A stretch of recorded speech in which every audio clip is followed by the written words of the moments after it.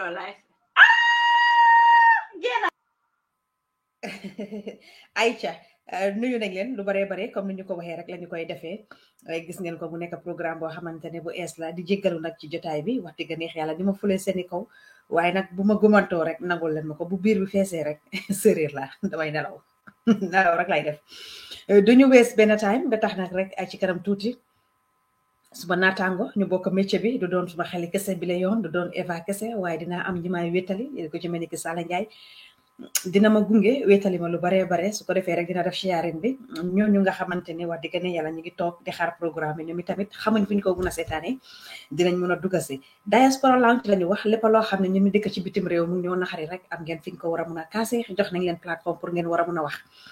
nekkul ne Eva rek a mën a wax moo tax mu war a wax am na ñoo xamante ne am nañ lu bari lu ñu war a mën a wax waaye dafa mel ni ki rek amuñ plateforme ñu war a mën a jooyee seen ay naxar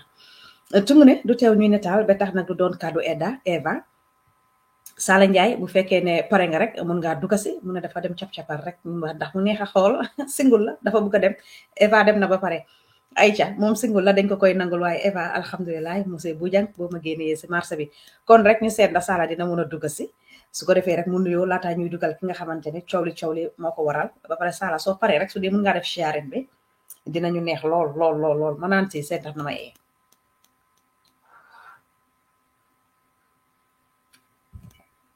madame Aïcha maa ko fàttee acc Sala ñëw na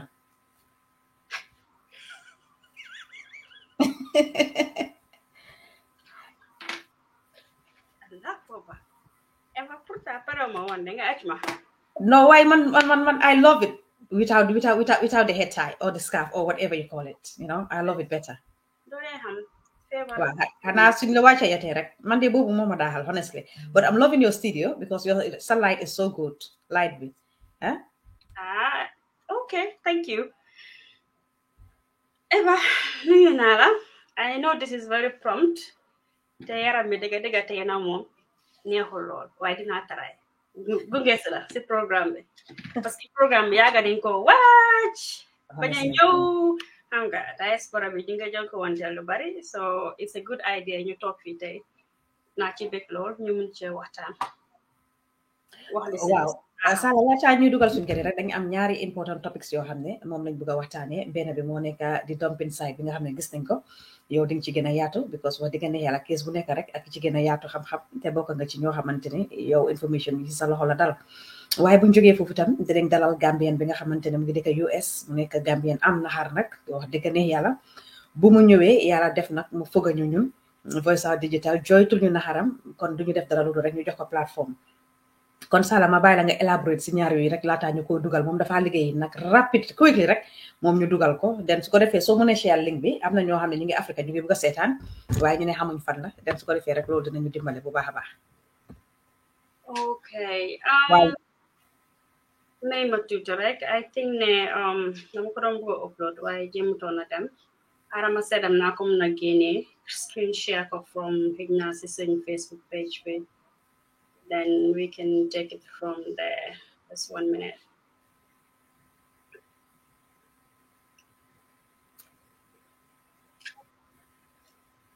waaw laata Sala bu ngeen def loolu dañ try call kii nag nga xamante ne moom moo bëgg a narrate story am amul waxtu Amérique la nekka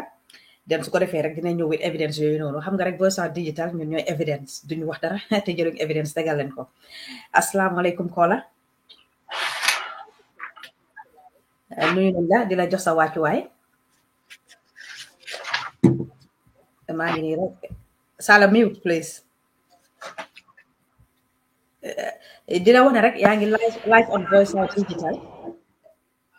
léegi rek su ko defee dinañ nga def speakerphone su ko defee nga ñu àdduna yëpp dégg la nga explain lu xew yeah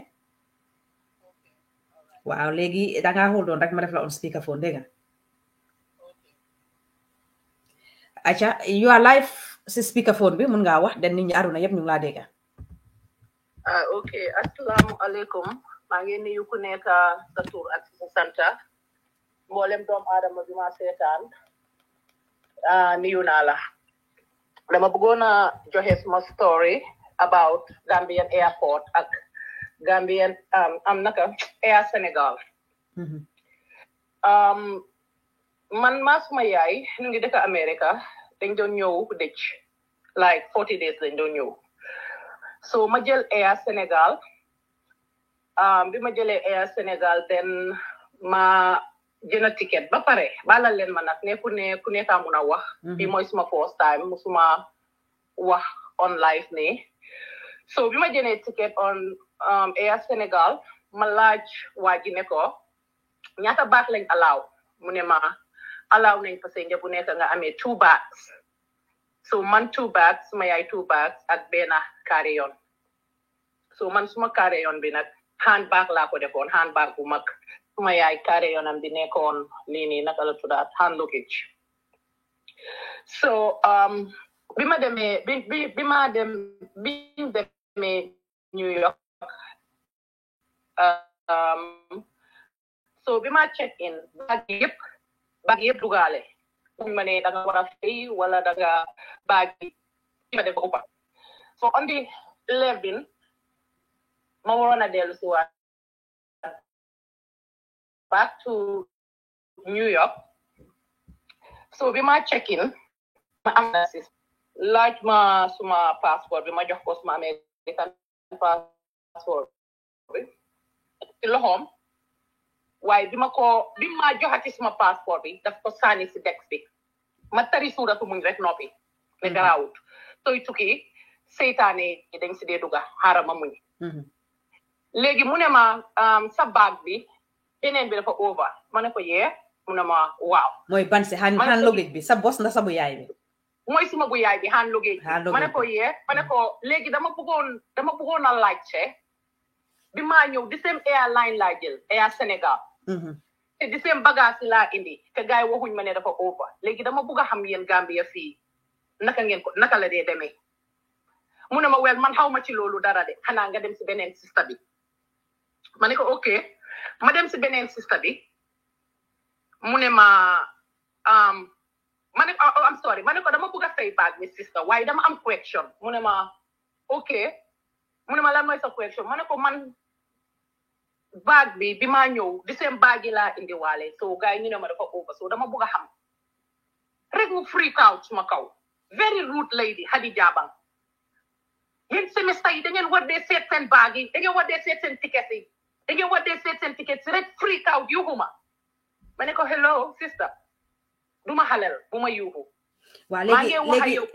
léegi stop foofu tuuti si Penda nga njëkkee waaw léegi Penda moom moo sànni sa passeport bi ndax Hadi kan si ñoom ñoo sànni sa passeport bi Penda moom moo dee def check in moom nga dee jox sa document si Penda léegi bagage waaw léegi boo paree si Penda moom mu ne la nga dem si Hadi pour nga diil ak Hadi waaw bi ma paree si Penda bi mu sànnee passeport bi dama jëlaat passeport bi man noppi ma ne ko si kan lay dem mu ne ma jànq bi nekk next to man si laa dem di laaj sista bi ma ne ko dama am question mu ne ma lan ma explainal ko rek mu freak out dama yéen semestre yi da ngeen war dee seet seen ticket si da ngeen war a seet lan lañ dee def seen ticket si ma ne ko hello sister maa ngi wax ak yow with respect disrespect bu ma la te du ma xalel bu ma disrespect maa ngi wax ak yow te man jaayuma la fi dara loo xam ne yëfi semestre la mu ne ma okay you know what I'm the boss here cancel naa ko doo fayati bag bi rek mu walk away romba ma ku la wax loolu Hadi Jabang moom Hadi Jabang rek mu walk away ne ma doo ko fayati rek mu romba ma fiw suma yaay ne ma naka la ñoo def ma ne ko yaa booy garaawut sa hand luggage bi du sa ay alburana fa nekk ak sa croupier sa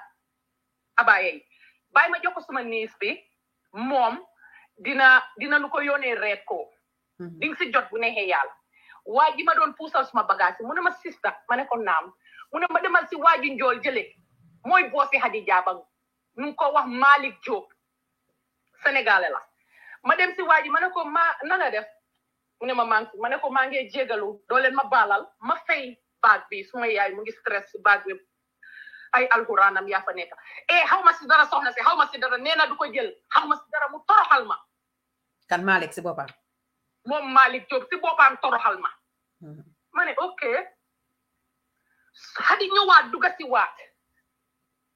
suma yaay ne ko ndaw si baalal ma tur bi man turu suma yaay laa xamee ne noonu la tudda sa tur bi mu ne ko Hadi Jabang mu ne ko bu ma ñaan meer ñaanal sa doomi haram bi ma ne ok waaw ma ne ko sister li la doon sama mu ngi laa bàyyi yow suma yaay nga saaga ne ñaanal sa doomi xaraat bi ma mer man tamit ma freak out ma toppa ko muy xuloo mu walk away ku muus la te ku xam lu moo def la suy xuloo ya nit wala mu laa def jikkoom yu bon yooyu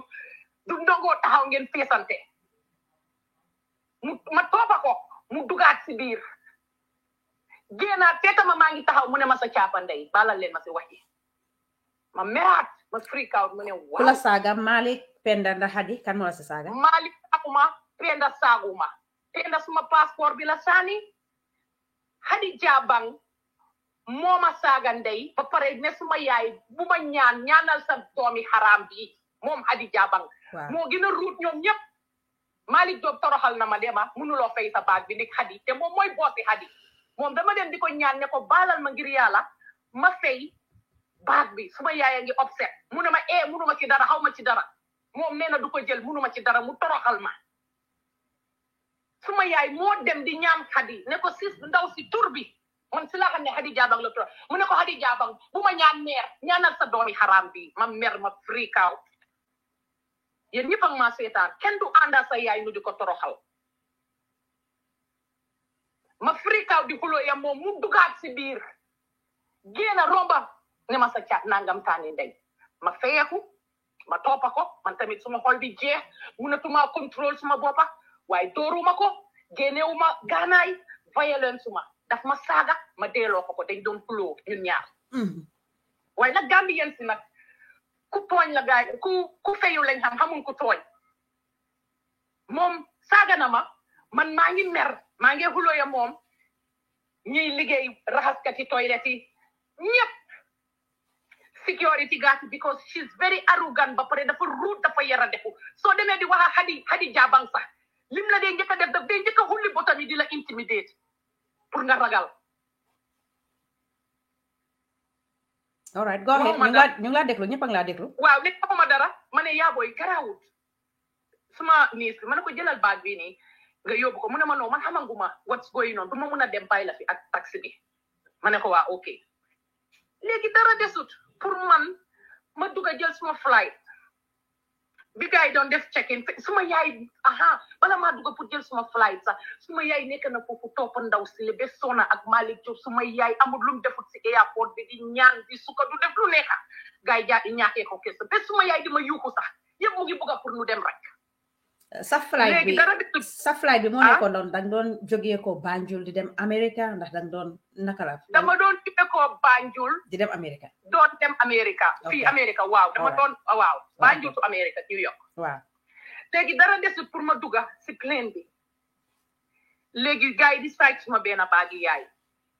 gars yi ne xaaral am na luñ fa gis lu blink nu laaj ma ne danga fi def any loo xam ne légalul ma ne leen déedéet gars yi ubbi nu gis ne batterie toj laay gars yi génnee ko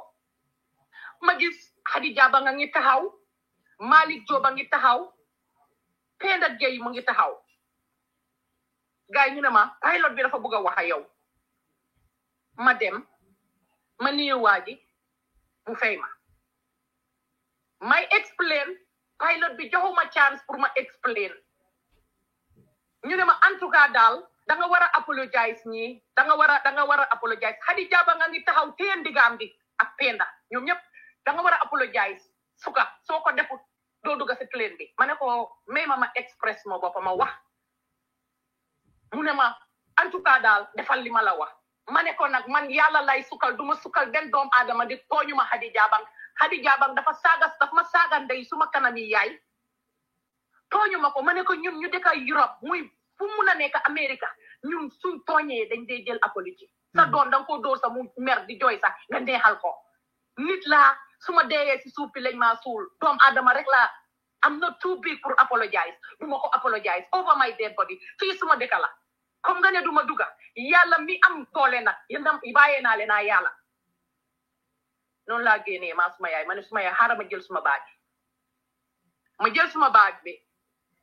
ñetti nit ñu ngi liggéey foofu noonu si airport bi toppama ak benn góor mu téye suma yaay mu li nga ko mu ne ko yaabooy mu ne ko naam mu ne ko muñal fii lay liggéey si airport bi waaye gis naa lépp jaay nañ leen doole waaye yàlla rek am doole xëj na lii moo tax tukki xëj na yàlla am na lum gis soo leen tukki woon xëj na du baax moo tax yàlla defee ko nii su yàlla di jagar dafa niroo luy yaaxa métti na nag waaye muñal leen ko yàlla ñoom ñëpp taxaw foofu di waxa suma yaay di waxa man maa ngi jooy after si laa dugg si moto bi suma yaay ne ma dëgg kii ñàkk na kersa torop ma ne ko garaawut yaa boy ñàkk kersa yàlla dina ko fay ñàkk kersaam dina dajee koo xam ne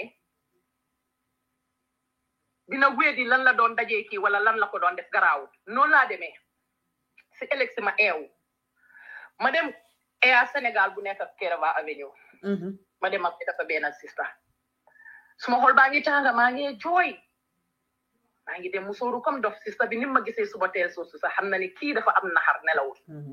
mu ne ma ndax yaa ngi ok ma ne ko maa ngi ok mu ne ma lu xew ma explainal ko lu xew yépp mu ne ma jox ma sa ticket bi ma jox ko suma ticket bi mu seet gisul dara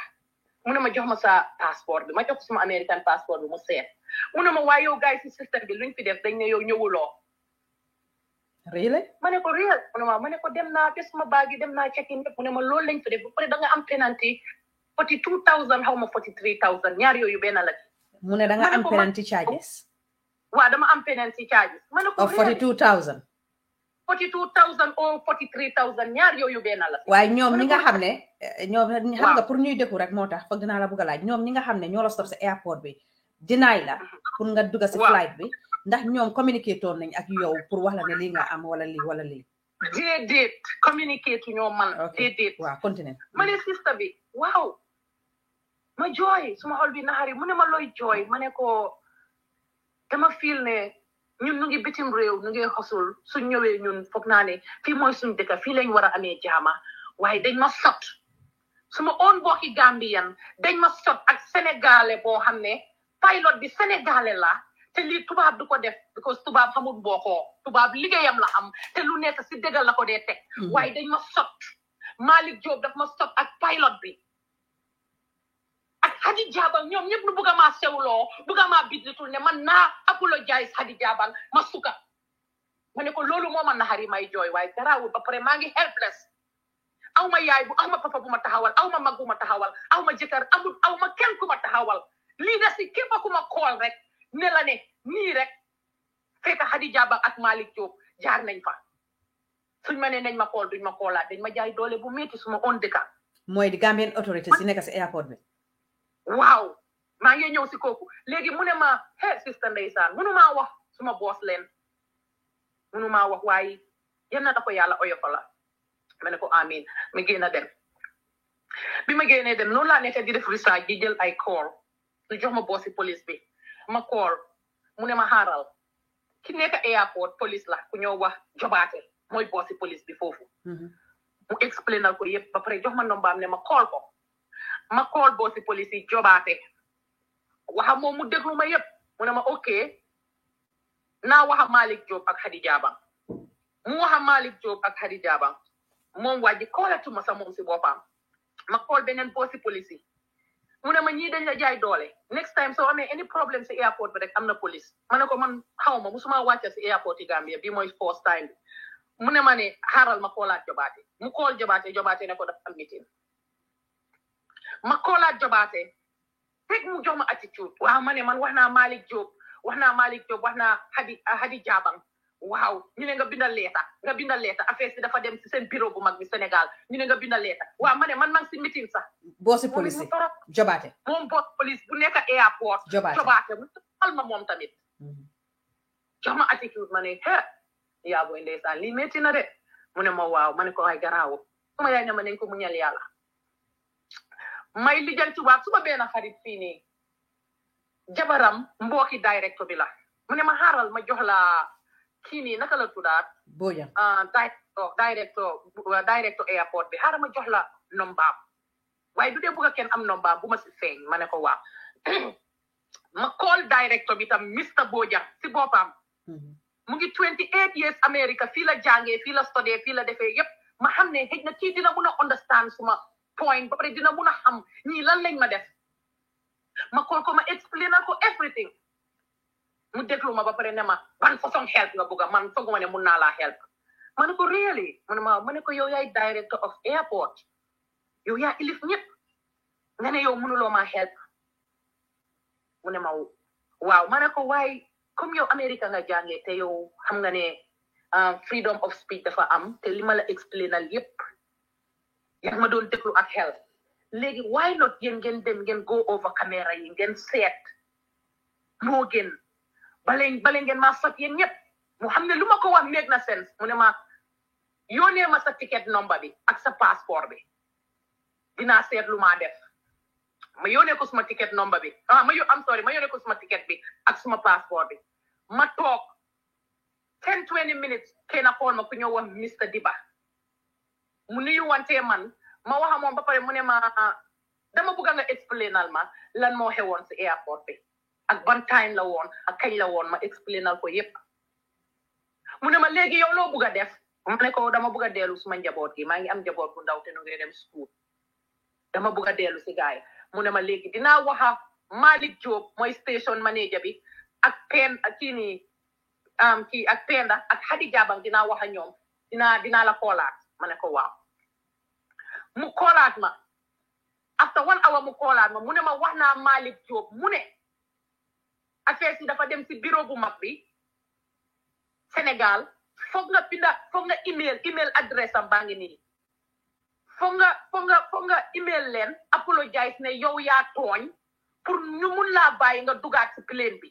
soo defut loolu doo dugaat si plane bi ma ne ko Mr. Diba mu ne ma waaw ma ne ko duma apologize ma ne ko suma apologize dafa mel ni dama waste suma right duma ko def ma ne ko ñoom dañoo ut lu ñoo koopa seen boppa because xam nañ ne dinaa def dara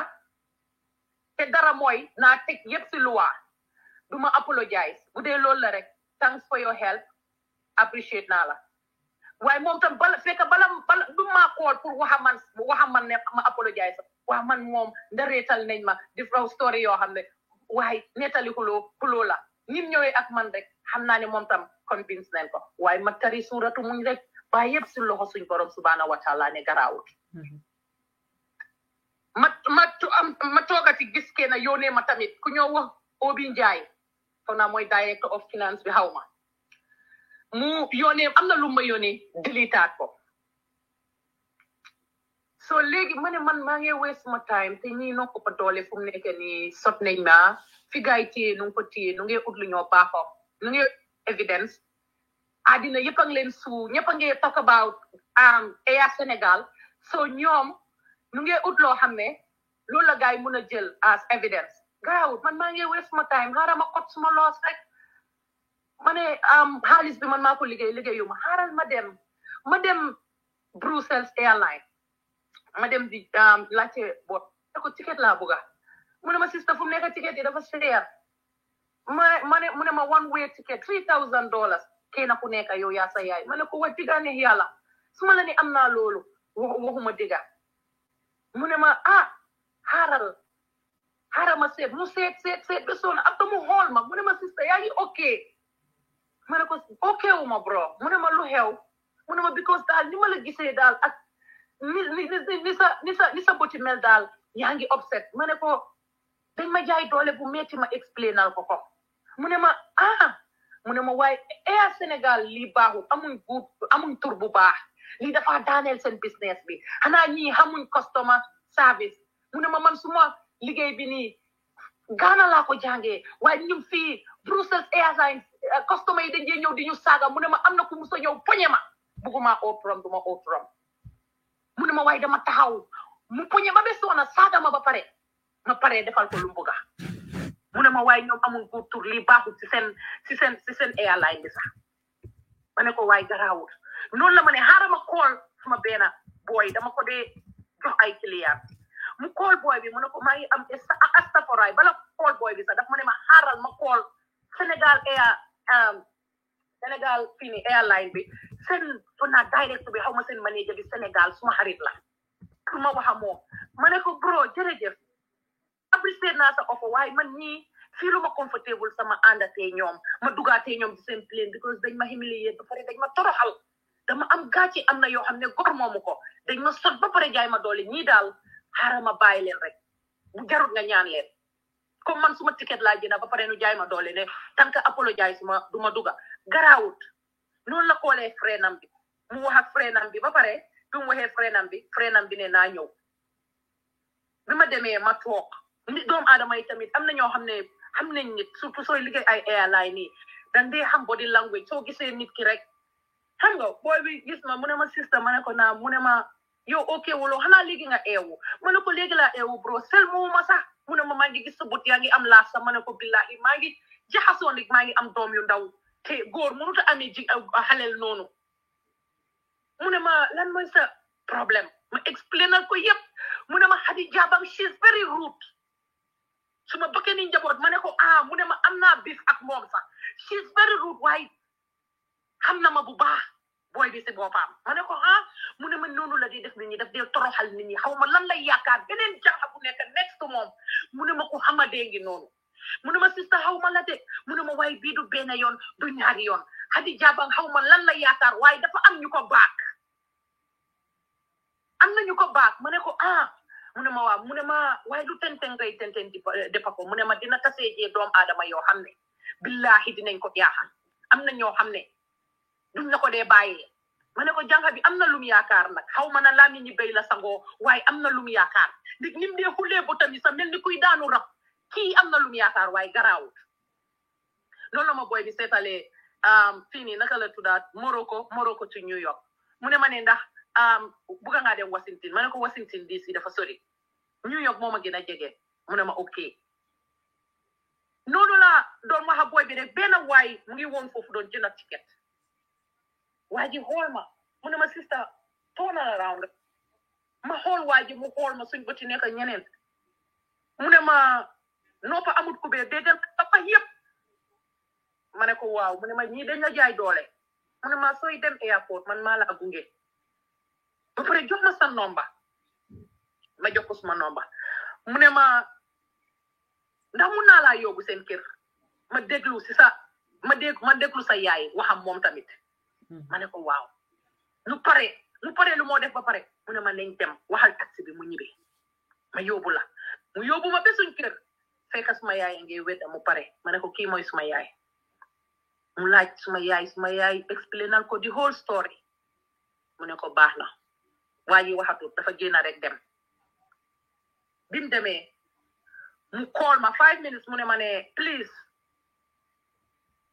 ëllëg na di nga ma mun a fekka dinañ mit ci airport bi ma ne ko ban time mu ne ma 9 o'clock mu ne ma dama bëgg nga respect time na ma ne ko dama respect time 9 balaa 9 dina ma fekk after bu waa ji bi ma waxee moom ba pare ma toog Mr Diba call ma Mr Diba bi ma callee mu ne ma na nga def ma ne ko maa ngi fii mu ne ma am naa a good news ma ne ko good news like what mu ne ma Malick Jobe call na ma mu ne wees nañ léegi penalty fee bi 43,000 bi nga waroon a fay o 42,000 bi wees nañ ko because sa yaay jooy yu métti yum doon jooy ak ñaan yim leen doon ñaan loolu moo tax ñu wees ko so mun ngaa dem Kerava Avenue fu Air Sénégal nekk nga dem jël sa ticket bi ba pare nga fly tey ma ne ko no jërëjëf mu ne ma lu tax ma ne ko jërëjëf appreciate naa sa help waaye jërëjëf jënd naa ticket ba pare maa ngi dem ak Air Morocco garaawut mu ne ma really ma ne ko waaw mu ne ma waaye yow yaa ngi am ticket ba pare ma ne ko Mr Diba mu ne ma ne ko jërëjëf mu ne ma okay thank you I wish you all the best ma ne ko jërëjëf so si ëllëg si 9 o'clock ma dem man ma waaji ñu dem biñ demee ñu éeg ñu gis seen beneen directeur bi kooku Abdoulaye Koli kooku ñu dem ma explain yëpp ma explain yëpp mu déglu ma ak xel nekk nit yàlla mu fonk liggéeyam te du farfarlu fen ne ma dégg naa sa story bi yëpp ma ne ko waaw mu ne ma baax na mu ne ma xaaral ma dem suma boss mu dem suma boss mu dem bossam after bossam a ngi busy after mu demaat ko mu ñëw bu mu ñëwee mu ne ko dama bëgg nga déglu si jànq bi ni story buñ dee déglu benn story rek because kii dañ ko tooñ te dama feel ne ndeysaan dafa helpless mu déglu suma story yëpp moom Obi Njaay mu xool ma mu ne ma dégg naa sa story ma ne ko waaw mu ne ma yóbbu leen ko dañ la tooñ mu ne ma maa ngi jégalu rek dama war a dem dëj mu génn a dem ñu toog biñ toogee after noonu lañ génnee nu dem ma jël mu jël suma nomba ma jël nombaam biñ génnee di dem ñu tasee benn paa ak benn sista bu doon liggéey foofu sista bi xool ma ñëw di waxam man di ma niyu ma ne ko bu ma niyu sista mu ne ma lu tax ma ne ko hypocrite nga mu ne ma ma ne ko waaw ma ne ko ketok bi maa xuloo ak Hadi Jabang fii yaa ngi taxaw téye sa ay bale di ma xool bët yu bon yaa ngi mer yaa ngi doon yaakamti rek ma toon si yow waaye benn nit di whole nation yëpp dañ ma against so yow nekkuloo woon suma problème waaye yaa ngi doon def lu nekk pour ma attaque la pour nu jox ma bileem bi rek yaa ngi taxaw di wax yaa ngi ngunu yaa ngi def lu nekk bu ma niyu buguma di la hypocrite mu ne ma baalal ma mu ne ma dafa am ku ma wax ne ma Hadi daf la saaga ndey ma ne ko mu laaj ma mu ne ma ne wax nañ ma kenn sa mag sama mu ma bokkoon seen Joseph ma ne ko ok good mu ne ma maa ngi jégalu nag dama la jooj ba pare mere la woon te defuloo dara ma ne ko dama dee tooñ yàlla di julli di ko jégal dama dee tooñ yàlla di julli di ko baalu kon nag dinaa la baalal bi nga demee bi realize sa mistake baalal naa la mu jox ma loxo xog ma xog ko sécurité bi mu ne ma sister mu ne ma sama Afrique sel nomba ngi nii mu ne ma Hadi Jabang she is very rude mu ne ma du yow keena du ñaari yow du yow keena def na ko several times def na ko benn imam bi keroog imam boobu doomam di xuloo ya moom mu ne ko mu ne ma foo taxaw pour witness rek maa ngi liggéey fii bim laa saaga ndey maa ngi taxaw ma yaay ne ko gis nga ma keroog maa ñaan toroxal man sa mag bi dañ ma toroxal suma oomi di metti may suka di ñaan fu nekk ñi jaay ma ñàkk kersa bu metti ñi sa lii nii billaay yàlla dina xeesa suma doom su deful dara sax yàlla dina aate suma yaay ne ko kii su fekkoon ne xale bu bugay kilifa la mu am yërmande si yaayam ma dem semi suma musoo di ko ñaan mu disrespect ma may mag yàlla dina ko fay jëfam mu ne ko mère kii ku yaradiku la waaye nag xaw ma lan la yaakaar waaye lim yaakaar rëy na noonu la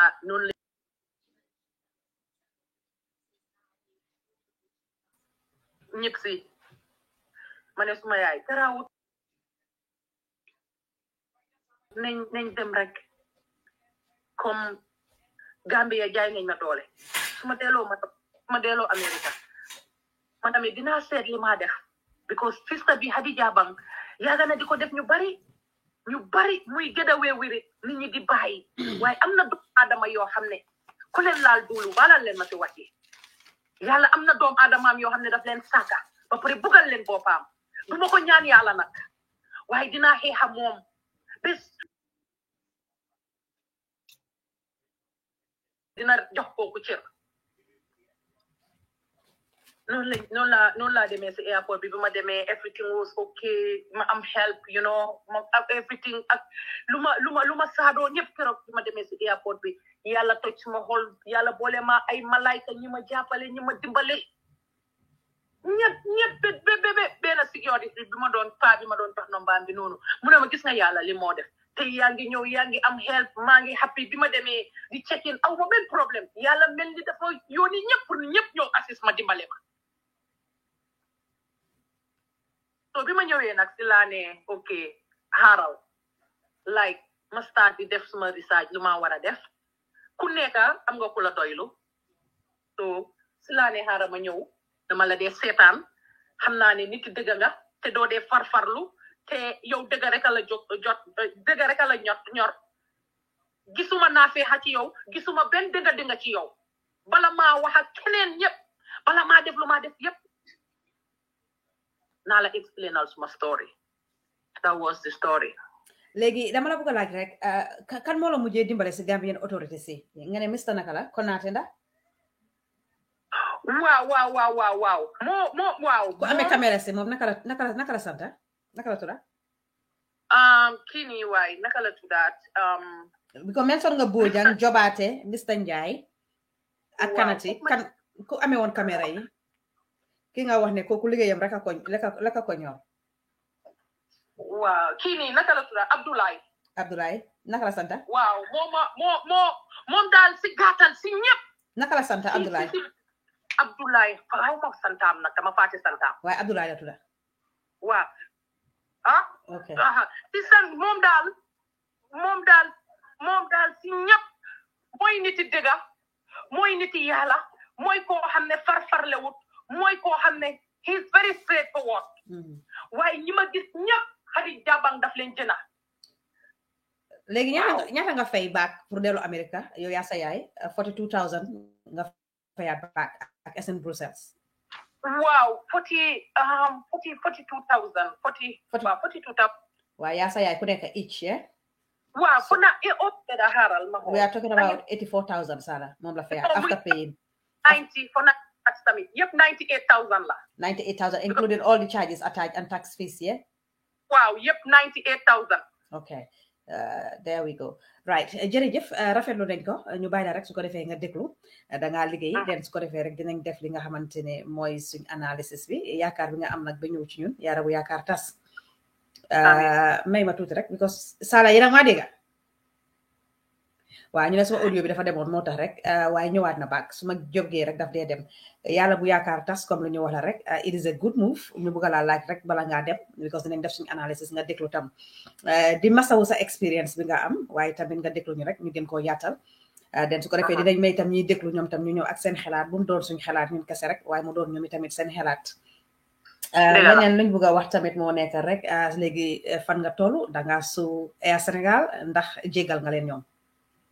ñoom ñi la def loolu Hadi Jabang ak ki nga xamante ne mooy Penda Gueye bi nga wax ak ki nga xamante ne mooy Malick Diop ndax da ngeen a jégal ndax da ngeen a suuf waa Hadi Jabang duma ko jégal Malick Diop duma ko jégal Penda Gueye duma ko jégal because Sister Eva yaay dafa neex de torop ak tey fu yow tey fi nga aaga ak doomu aadama fu mun a aaga yaaya la fa yóbbu suma baalu woon aha ma jégal ko ndik xoli julit laa amee waaye comme nii duma ko jégal te Air Sénégal dinaa leen suuf li ma war a def man dinaa ko def ak ñoom waaye duma leen jégal waaye suñ ma jégalu woon ma jégal leen ndik nit rek laa te dama amee forgiving heart dama dee baalale ci kaw gaay ñëwoon Hadi Jabang ne ma li ma saaga sa yaay jégal ma jégal ko waaye comme nii rek yàlla xam na ne maa ngi jooy guddi maa ngi jooy bëccëg maa ngi or wax dëgg liñ ma def mënuma koo faate te wax dëgg fa neex yàlla mer naa mer goo xam ne su ma demut koot su ma demut fen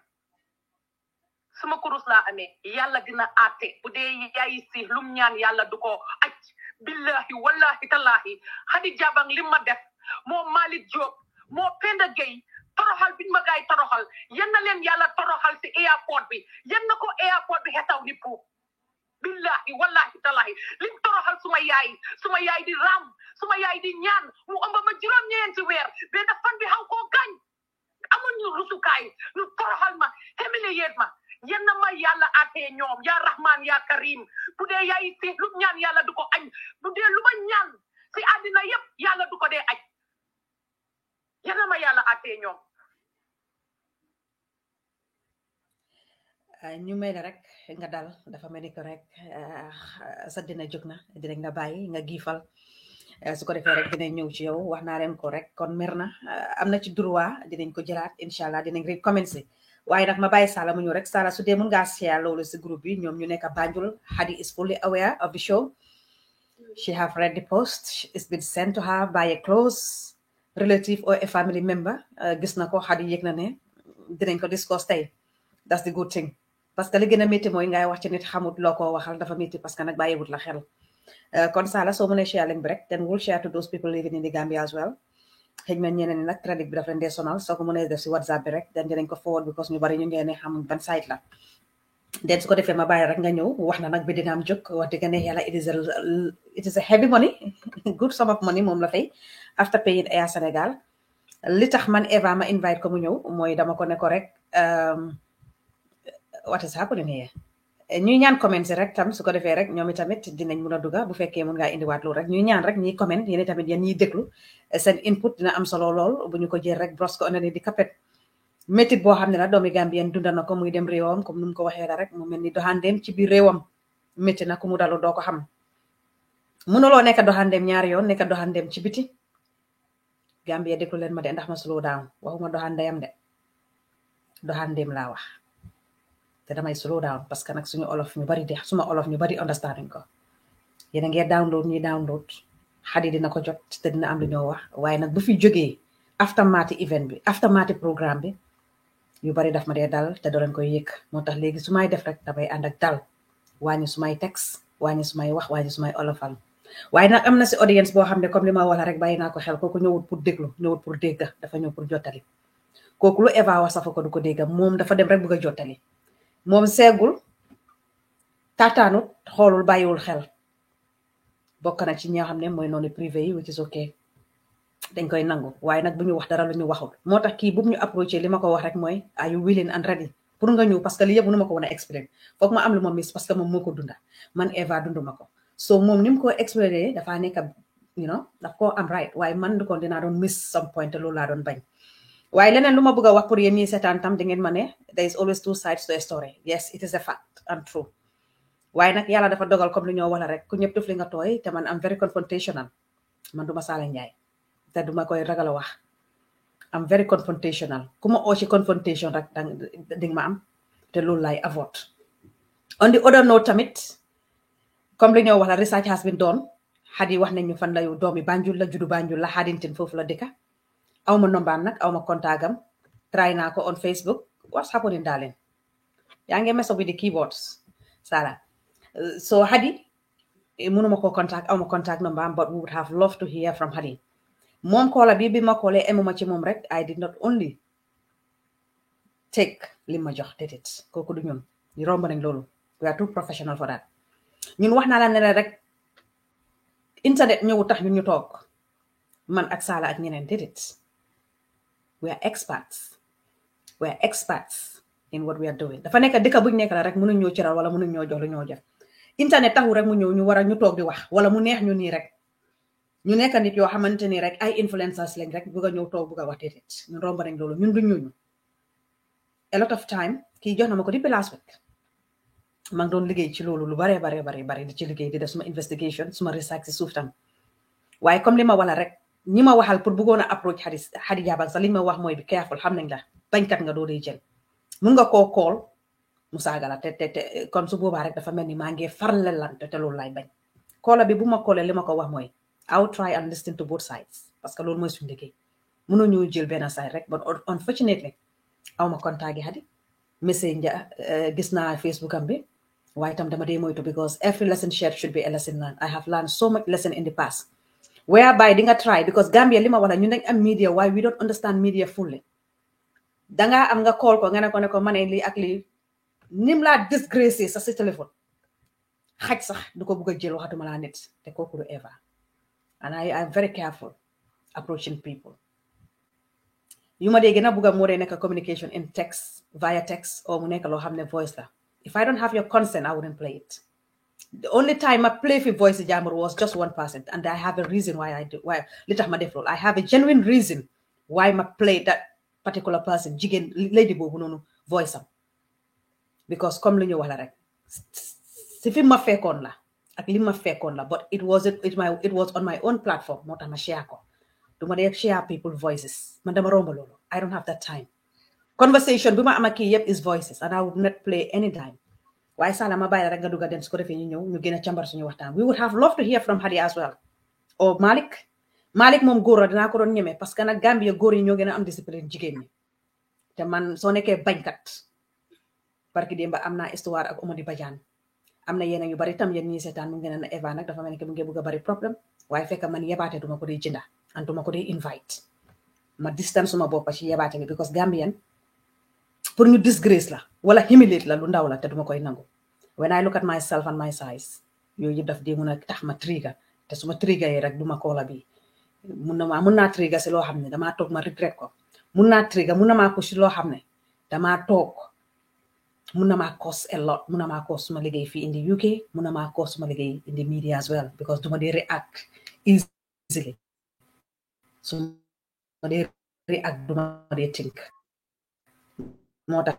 rek may avoid ci bari mel ni so de am duma di nango contact third party what is going on with my internet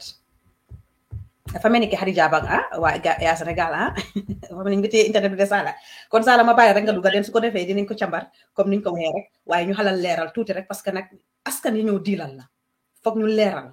bala ñoo ñëw pour dugga pour wax parce que ñun suñu mindset ci media we are not prepared yet as Gambians Gambia comme ñu wala lu la beta mun la te media daf ñu beta motax mu mun sala ñay dégga nga storem then contact nak benen Gambian tam ki nga xamne mu ngi liggéey she's mom airline li fi na mo liggéey mu ngi liggéey Jet2 momi tamit mu ngi won Gambia mu fa doon liggéey amna a vast experience so momi tamit su paré rek dina ma wax duma play voice of I don't play people's voice if I don't have their consent call na ko wax na mom laaj luma ko bëgg laaj na ko dem su ko defé ma may la rek nga dugga dem suñ fa joggé ñu analyse ko mom suñ paré ñu ñëw ci dumping side bobu nga xamne maam jaara tam def na ko okay thank you Eva mange maslaw jiket bu doon wax legi for some reason man ko deklu but I feel even disappointed as a Gambian man suma bopa because so gisee ñu ne programme bi obviously is a diaspora line so dam am lo tamit dama dee foog ne dañu dee discriminate a lot especially suñu own dëkka so am na lu diaspora bi di jànkuwantal loo xam ne is really important time to time nañ ko indi sa table bi ñu waxtaan si because tam it's not really fair yow nga dem place bi nga ootee ne foofu nga dëkka mooy sa home nga war faa dem saa yu nekka soo demee there is always a challenge there is always complex there is always xam nga it's very disheartening nga dem a simple service boo xam ne yaa ngi ko expect sa dëkka te yow dëkka bi nga dem dëkka boo dem si wall bi you don't expect anything less for this lady mu ngi naan kii su ko baaloo aha bu ko lii because xolam moo jeex waaye waruñoo egga si loolu yëpp and sorry doesn't cut it doesn't matter mu wax sorry wara waxut sorry I think ne Air Senegal or bépp airline boo xam ne mu ngi nekk Gambia they need to see how they deal with people at the end of the day because always diasporas then they complain with customer service every time you go to Gambia. It's not just the airport, it's not just Air Senegal. I can guarantee you that we need to start changing our attitudes because customer service even ñun soo waxee ñu ne la fii di Europe waaye bëgg nañ lu baax lu Europe am bëgg nañ ko Africa waaye su leen jàngalee àddina ñu ne déedéet fii di Europe duñ ko jël so pour lan loolu ak fiñ ko teg simple customer service customers are always right we like it or not because ñoom ñoo tax ngeen toog seen liggéey foofu noonu seen xaalis bi ñoo fayee seen ticket yi whatever suy $1 sax $10,000 seen millions ñoo tax ngeen toog foofu noonu so at the end of the day, it's about time they should start respecting the customers. It doesn't matter what the situation is, who is right or who is wrong. Always for them, company bu nekk am na policies and procedure. Lu nekk ko teg ci kaw yoon. Amut kii dafa waxa man rudely, laaguma kanam bi, ni la war a waxee man, ni la waxee man. Customer bi lu neex mu waxee yow. Just go with your procedure, go with your policies. If you cannot deal with the situation, step out or as a manager or in a beneen colleague will deal with the situation because at the end of the day it tells a lot about you nga talk for the confrontational at a customer it tells you how your attitude is because kooku rek di ko notice keneen ko notice it doesn't matter whether you're right because dëkk bi dañ gëm jikko boo xam ne ku nekk rek bëgg naa matane man maa nekk si kaw dëgga yenn saa yi nekku ne ñaaka fayda la de nga noppi nga bàyyi nit ñi ñu egg sa kaw it's not like danga ñaaka fayda but this fight ne man may digga especially fi nga liggéey nit ki mu ngi ñëw sa customer la so whatever situation is xam jigéen bi lu mu fi wax yëpp bu dul yëpp bu nekkul dëgg sax bu dee 5% dëgg la ci am sax customer la ba tey moo nekk ci ko yoon so whatever the reason is always dañoo ñëw déedéet there is two sides to a story okay there's two sides to a story but fooguma nit ki 100% am di ko mun a nangul buy 1% or 0.00001% from a customer right you guys are at fault at the end of the day so I'm saying num ko explainer nii I'm very disappointed with Air Sénégal and pour tamit ñuy bàyyi xel diaspora bi Africa suñ demee nekku ne dañoo ñëw di impose things on them we want the best and we expect the best to loolu lay mean dañoo travel dañoo dem yeneen dëkka ñu ngi gis lu baax foofu la moo tax buñ ko gis ñu tam suñ dëkka te soo kaasee ñu ne la danga réew boo kaasee ñu ne la ñun duñ koy defee nii boo kaasee ñu ne la déedéet lii sambu bi Europe simi ko léegi yaa ngi fii loo def ñu ne la déedéet Europe dangaa dem sax nga dem di charge custom ñu ne la Gambian price la wala Europe price te yëpp benn liggéey bi la so I think that this is a problem boo xam ne every time ñu ngi ko jànkuwantal in terms of lii yëpp lu mu noo firndeel mooy problème bi customer service suñ dee am suñ jugee so we don't most of the time duñ dee kontaan woo dem ñu ngi la indil attitude Sala loolu dañ ko dëgëral 98% if dañ doon toppa statistic the airport leaders 98% travelers Gambian and non-Gambians are not satisfied ma bàyyi rek nga continue 100% 98 travelers yi nga xam ne ñu ngi wàcc Banjul airport and I think this is what the management should have done man sa dama jëlale Air Sénégal but the airport management what is their job role ma bàyyi la nga ekkati rek laata may ñëw man moom xam nga duma ko dee am easy on the management oh I love this wow I know right man dama dee wax ne sax exactly so fi nga waxee mooy management am na yoo xam ne lu ma jik du la jik lu jik manager du jik customer lu jik yow air rep bi du jik keneen ku nekk rek xamal sa line fan la am ñu bàyyi di step on people's boundaries and people's toe ku nekk cër bi nga am ñu jox la ko because we want to be equal te world bi tam is not equal noonu la demee koo xam ne mooy dugal xaalis si sa poos mu nekk customer moo tax nga toog fu noonu bu customer amutee doo leen am liggéey so la moo tax kooku lu tax mun leen koo respect la yaa maa ngi wax loolu exactly customer am na ñoo xam ne understanding ko sax ba bëgguñ koo implement customers right boo waxee ne la déedéet kooku moo laa jox xaalisam respect leen customers it doesn't matter they are from the diaspora wala gaay ñu ngi Gambia wala fi mu di jógee képp koo xam ne dugg na sa place your place of work you have to provide hospitality you have to make them feel welcome comfortable even if they have attitude there is a way to deal with them bu leen jaay ne maa la gën a réew maa la gën a dof maa la gën a lii maa la gën a lii loolu moo ñu yaaxa suñu society bi at the end of the day whatever the reason is moom mun naa ñëw fii ba suba defend boppam as usual right ñaari side la to the story customer waxu dëgga dafa lii dafa sos dafa lii but su fi waxee loo xam ne 0.0009 dëgga la moo nekk ci yoon parce que mooy customer at the end of the day because wherever service you use you want to be nga bëgg a feel good soo demee nga mun a amee nice review ne tegee you know Air Sénégal wala Air Morocco nii they make me feel so welcome although suma attitude bi su yàgga sax moom mooy rus because danga ne customer dafa am attitude you know su la neexee nga ciip ko si gannaawam sax waaye gisut ko keneen tam gisu ko waaye yaa ngi display your attitude in the front of the customer and in front of other people you're making yourself small and look stupid excuse me on that language because you just want to be right it doesn't cut it so foofu rek laa bëggoon a waxee pour ñu gestuwaat suñ customer service bi diaspora residence day complain lool buñ demee duñ di am lay ne soo waxee ñu ne la Europe nga jógee bu ñu giten thank you Sala kon amuñ time rek dañoo dugg ci waxtaan bi den su ko defee ñu yaatal ko man suma teeg mooy fu ma ko njëkk a jëlee rek mooy ñu rafet li ñuy seetaan tamit ñu nekk boot ci diaspora bi ak ñu nekk Banjul diaspora lounge moom la ñu wax bépp naxar boo xam ne am ngeen ko bugga ko express xamu leen foo leen ko waxee rek Voice Out Digital ibil na leen plateforme bu es studio leen ko di diaspora lounge get leen in touch den su ko defee rek li ma wax la every lesson shared will be a lesson learned keneen mu ngi seetaan dina ci jàngee ñu dem fu ma ko njëkkee yee Sala mooy fu problème bi dooree the initial stage of the problem moo nekk mu ne si Penda Gueye at first Penda sax lana tax mu jël passeport am mu ko sànni why moo laa won ne they are not properly trained or they are not well trained léegi-léeg nag buñ dee blame company si dañ leen dee train waaye nit moo am attitude because loolu is wrong and then so many people are doing this in the Gambia I don't know ndax anga lañ dee am si ñun mu tukki and we are suffering fuñ nekk nii nit ki ñëw Gambia gis designaam yi I wish ngeen xam lu nekk behind bagage yi indi at first su dee Penda loolu la def li kii narrate nii Penda you are at fault da nga rom deful da teguloo ko ci dëgg te teguloo ko ci yoon su leen suwee tey loolu rek fail na as a staff of Air Senegal as a staff of Air Senegal Penda fail na by throwing the customer's passport sala and respect Gambian ak Africa Gambia salay mën a waxee Gambia duñ dee respect nit doomi adama sala respect dafa manqué foofu ci service yi nga xamante ne nit ñi dañ ko dee use a lot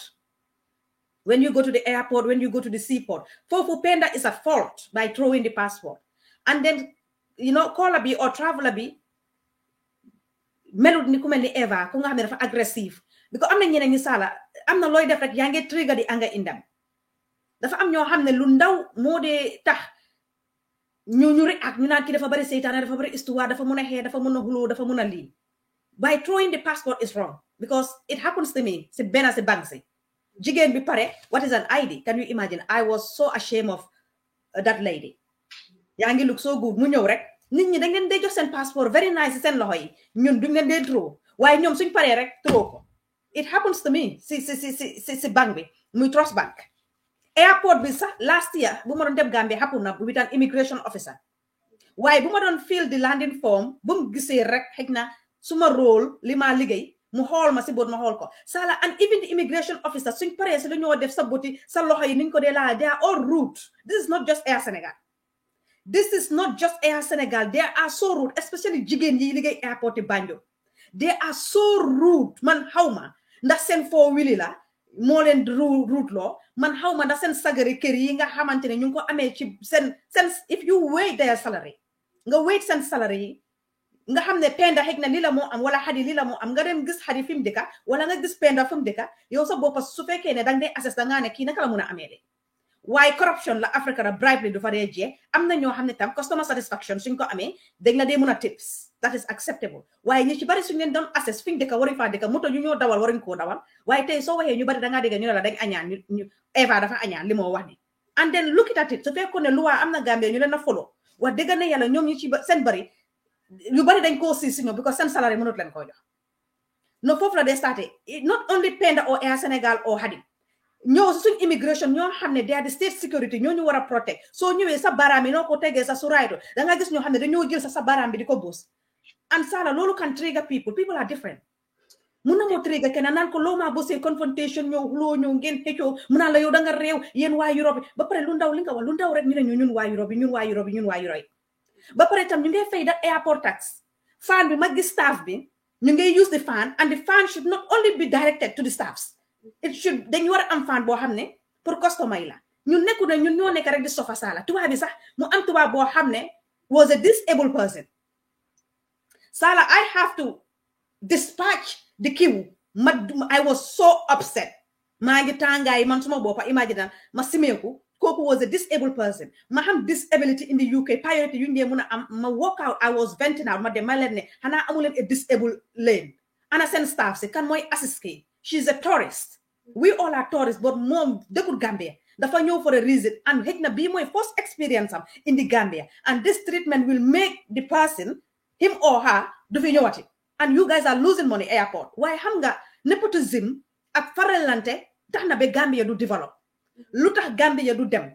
ñun Gambian si bokk nañ ci lu tax Gambia du dem nepotism farfarloo comme tey Sala maa ngi liggéey ak yow soo amee issue xëy na ak kenn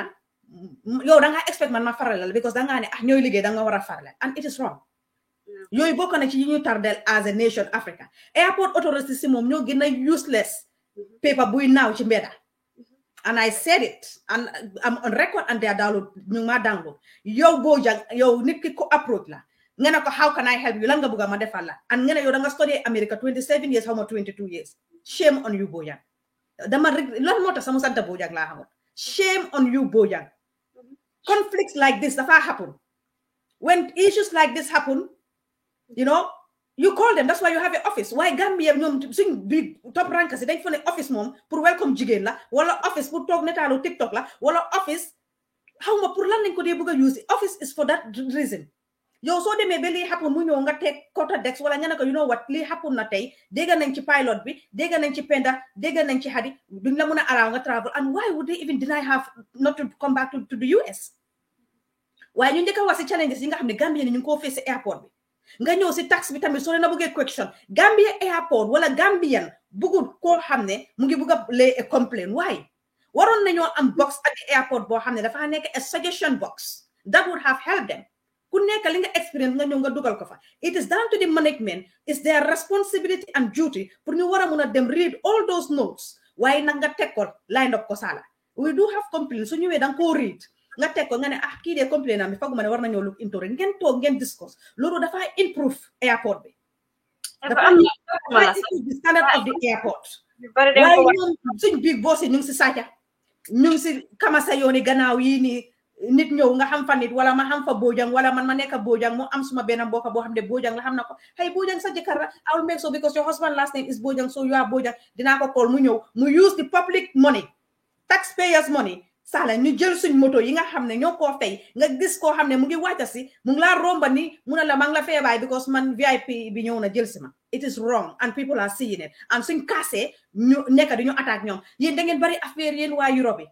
am na beneen jànga boo xam ne tam daf daan taxaw si bunta bi mu ngi liggéey civil aviation jànga bi high heel la daan sol mu na paccal weer ni moom ut na jëkkër ba say dangaa ñëw si bunta bi she was so rude she moom tam ku rude la xaw ma woon turam dafa doon try pour ut ne mbaajam bi ay dama ko tell off mu ñëw ma ne duga si leen lii ma ne ko how rude you are and then maa ngi ñaan askan bi ñuy tukki don't take it lightly oh ñun dañ bugg a duga rek dañ soona we need to pave change ñun mi nekk ci biti ñun ñoo war a mun a stop this nonsense happening in the Gambia. If we have three of us,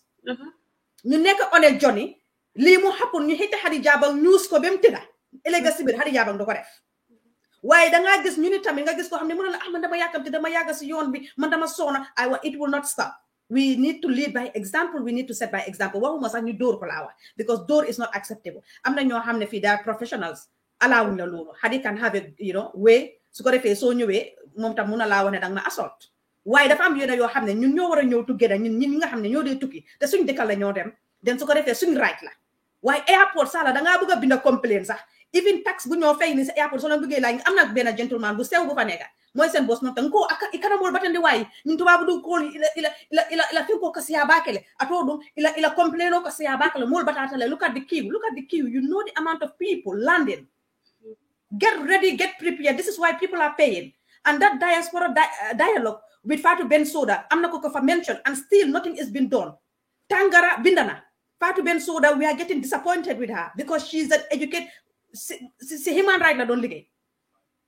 Boko na chinyi gene Yaya Jammeh because of human right records. So people, this is our human right as well. We are traveling, you get encounter this day in, day out, and December is coming. Being a hamantene, a lot of travelers, you get them approach Banjul. So it is a good moment. You raise ko, then authorities you get the Gambia airport, can send leaders you get the and no gena neka ñoo xamanteni dañu let down and shame on all of them. Moto ko ci gis lum am du barke da nga tok rek sen crédit taka parce que riba la bakar ngena lekka ko fa gis mo la dama jeku di yeb bakar da ngena tok ni rek safara di ñew di gëna la. So you move on bala ñoo dem too personal to our leaders at the airport. Shame on all of you guys because Bojang, it is very wrong. Pour yo ki mu ñew conflict happens at a workplace. You being the head of the airport, you by the Gambia under you authorize Air Senegal pour ñu wara mëna am a landing space in the Gambia, you cannot address it. Kon yow Air Senegal ñoy sa boss because ñun ñoo leen jox a landing space. Yow yaay boss yi ñep airline la but still yow won't stay in that airport because yow ya the overall boss. Mo la wona ñi ci bari duñu xam sa sen job role sala. Am na ñoo xamne dañoo xé pour bëgg jël job roles, but they don't even understand. And now with the help of technology, and I think you don't even need your boss to tell you your job role. You can Google it. You can do research, but they don't have time for that. I'm in time. And honestly, tangor bu dee nekk ci airport bi rek for naa ni thousand yi mun nañu jëndal AC wala fan yoo xam ne it will cool us down. But ñoom dañu respect ko. Gambia suñ authorities si they have no respect for their people. Nga ñëw staff si have no respect for ñun ñi nga xam ne ñooy tukki. su boss bi amul respect staff bi tam obviously Sala du am respect. Dega si yoon. Wow, respect is the key and respect is missing. So whenever there is a respect, rek ku nekk di nga xam foo war a am ku nekk di nga jox sa morom cër. So Penda foofu dafa daanu ba xalangu by throwing your passport because I contacted a lady comme ne ko mu ngi liggéey mu ne ma number 1 waruñoo saani passeport bi dañ ñu ko dee wax sax waru koo def then moom Penda mënut a deal with it is right lim def nag pour direct ko si senior and Hadi Jabang ñu ne is a senior there. Penda did the writing there because so mënut a deal with the person danga ko send to the next person def na loolu waaye Hadi Jabang ñu ñëw ci moom comme li ñu wala xamuñ ko and we not gonna judge her waaye tamit comme li ma wax la rek am na yoo xam ne soo ko mënut a takkul su dee baak la sa sala ngeen ñëw lu nekk rek wax la nga ne ko nekk you know what and if Hadi is doing her job right man laa la wax ma ñëw ma xam ne da nga am excess doo cross foofu te fayloo ko doo fa jaala te fayloo ko léegi-léeg nag ñoom tam ñu ñëw ñu ne ñun ñu dee tukki dañ dee leen dee jaay xamadi dañ dee look down on them waaye still comme li nga wax la rek on a professional scale and level yow Hadi su fekkee mënuloo woon a deal ak moom nga ne ko you know what you are trying to be difficult as a customer I'm trying to be reasonable but you are trying to be difficult as a customer you know léegi man lu ma def mooy I'll pass it on to my senior because I cannot talk to you. Hadi have every right. So their customer is a difficult one. And we do have some customers who are very difficult. Amu dara loy def nga xamne ding len muna convince. Why lolu yow because of ne hekna yow yaangi nek ko xamne lula de trigger dafa gaaw dang ko dem jox sala bi nga xamantene is a bit soft. Mu ñew mu invite la muna la lu xew lu happen nga ne ko li nga ne ko my colleague is right Hadi is right man my senior. We have no other option but sa kilo bi dafa upa. We have no other option than for you to pay. Nga bay ko sa office nga ko I am very sorry. Then busy. You so pare rek let us know and I would advise you pour nga dem nek ci lounge bi. Departure time is so time. So you have an hour or 2 hours to make that payment. So ko megut nak so fi baye ya fi bay sa bopa. Xam nga lu nek lu way di def rek communication la. Legi yow man tay sala yow ñew nga yow you the traveler wax na la lima la wa ma tek la xam nga yow tay so fayut within that 2 hours frame so la fa flight bi baye ya ko defal sa bopa. Because it's been communicated to you. And then document because your computer we put in case of new Google and things like this, dinga pull out those notes, moy nek law xamne if it is not written, then you cannot back yourself. Then su ko defé ngeen ko I am very sorry suma office bi dama ko tëj and because ñu get busy, ñu get attend to customers and flights and all that, So Hadi waron na mo def lolu dan nek fofu nonu nan ko dina la won man may kan. And who the hell is Hadi? Kan moy Hadi? Why? So nekut Hadi ak ñu bari mel nañ nonu na la won may kan suma kaddu mo fe dox suma li mo fe dox why do Gambians like using power on people? Why do Gambians suñ fekkee ne dañ am place rek bëgg na ñoo jël place boobu doole not even place bi sax léegi nga gis ñoo xamantene ñu na rek Yaya Jammeh lañ they are using that rek Yaya Jammeh power on you Sala am na ñoo xamantene yaa ngi yow nga ne ko Sankum Sila suma papa la mu ngi laa wone man Sankum Sila millionaire la indi Gambia I will use my dad's name and doole bu am connection am bi ma tek la benn place why lu tax Gambien lu mu ëppalee moromam rek bëgg ko woon lan moo tax Gambien lu mu ëppalee moromam rek bëgg ko woon lan moo tax Gambien lim am rek bëgg ko woon moromam su Gambien demee bi am place bëgg am doole rek Touré moo nekk ne sa airport bi la moo liggéey xam naa moo tax mu ne shame on you gars yi nekkuñ di liggéey wax dëgg neex yàlla ma ne ko nekkuñ di liggéey moo tax rek comme li ma wax la rek Sala yaa ngi gis ne Gambien su ëppee nit place rek daf la ko dee bëgg a woon foofu rek la gars yi di liggéey because su ñëwee fii they will not even have those jobs and this connection of bribery doesn't exist here and secondly ñu ci bari ñu nekk di liggéey airport you guys have no space here at the airport because such attitudes yi ngeen ñu dee woon sa airport bi doesn't exist attitude waaw dem na ñëw na attitude yooyu doesn't waaye Sala comme lu kooku wax la rek bu mu demee SN Brussels mu ne ko moom Ghana la traîné dañ leen dee traîné léegi la ñu attend séminaire yi waaye Gambien bu jigéen moo am attitude Sala it's all attitude waaw ñoom da nga dégg comme li la wax rek supervisor la fii mun naa dugg office Bojang mun nay génna ñoom seen bopp ñoo dee mel ni ñooy bossi sax because it's very easy yow di nga nekk koo xam ne you are just a desk attendant waaye yow da nga am right boo xam ne sax directeur bi sax du ko def nit ñi and comme li ma la wala an example is not been set moo tax ñu bari di continue with this attitude and people are tired people are fed up and it is not a good record for Air Sénégal den Sala su ko defee Malick moom góor bu yaacaaral la góori watal bang la jigéen ñi di ko diri maa ko wax Malick Diop bu fekkee yow li kii wax dëgg la yow góori watal bang nga jigéen ñi di la diri what kind of nonsense is this yow nga nekk boosi Hadi mu ñëw nga naan ko waa demal nga dem ñaan Hadi ba pare pourquoi yéen a ñaan sax pour kii war na sukal jànga bi su sukoon sax man dama ko doon mere because amul dara lu mu def pour war a suka lan moo tax mu war na sukar who are you guys pour ñu suka loolu yëf yàlla la loolu Gambia dafa bëgg a yëfi mightiness yi nii pour lan nga war koo sukal waaw danga ma tooñ ba pare what has this got to do with the pilot bi has nothing to do with this pilot bi because it's a Senegalese because the pilot to tubaab yi they don't even have time for that ñoom da nga dégg ñu ne la it has nothing to do with me let them communicate with the airline or let them email the airline the only issue customer bi warut woon a mun a dugg si flight boobu Sala was su fekkoon ne dafa nekk threat am nañ every right pour stop ko su doon threat la pour join Air Sénégal one boo am nañ right pour ne ko doo dugga waaye nga ñëw ni because da nga jotee Hadi Jaba kon Hadi Jaba mi galaajam diis na de aman she is very lucky duma dee dema Air Sénégal because dinaa gestu experience bi because man duma musa tukki ak Air Sénégal man Gambia Airways sax duma dee dema ñoom because man anything yi laa dee daw duma musa jotee ak ñi because yi laa dee daw yebaate yi ak nonsense yi laa dee daw si airport bi Sala because nit ku ñuul comme li ma la wax rek dañ dee mun a def yoo xam ne dañ la dee pousse pour nga mer te soo nekkee merkat ni man rek dangaa moytu tooñ te dama dee moytu tooñ soo nañ bàyyi loolu tam xel ñoom ñu nekk si airport bi Hadi could have tackled it in a very professional way as a supervisor why because of ego ak li nga xam ne tam mooy naka la turaati pride am ak wane ne man may boss bi fii dinaa la woon lead na ko into this strong to be honest on all levels ba pare tamit Sala ñoom waxuñ kii ba pare ñoom ñu ngi binda si computer bi ne kii did not attend so already xam nañ lu ñoo def kon ba pare ñu tegal la a fine of 42,000 fekkoon ne dañu wax ne it was a dispute su dee loolu dafa am a dispute xam nga ne loolu du nekk a big case waaye because dafa ne attendut so ñoom xam nañ lu ñoo def so léegi 42,000 kon léegi 42,000 bu nit ñi dee fay nii su doon jànxa bi dafa ndoxe wala mu tooy mu fay ko kon Hadi Malik ak Penda ñoo doon séddoo xaalis bi ne ngeen waxtaan rek ñun mi seetaan Eva airport bi dëgg neexut de waaye ñoom ñooy mbojo yi waa déedéet li ma wax rek mooy Sala in a realistic way na ngeen ko assess su doon kii tey fay na 42,000 bi kon Malik dina si am share yam Hadi am si share yam Penda am si share yam because dafa mel ni ñii nii lañ dee liggéeyee airport kon these people trade on people because waaye ma war a fay xaalis boobu waxu leen ma ko ba ma dem Air Sénégal foofu lañ ma waxee ne dama war a fay li ba pare si système bi da ngeen fa binda ne atténuma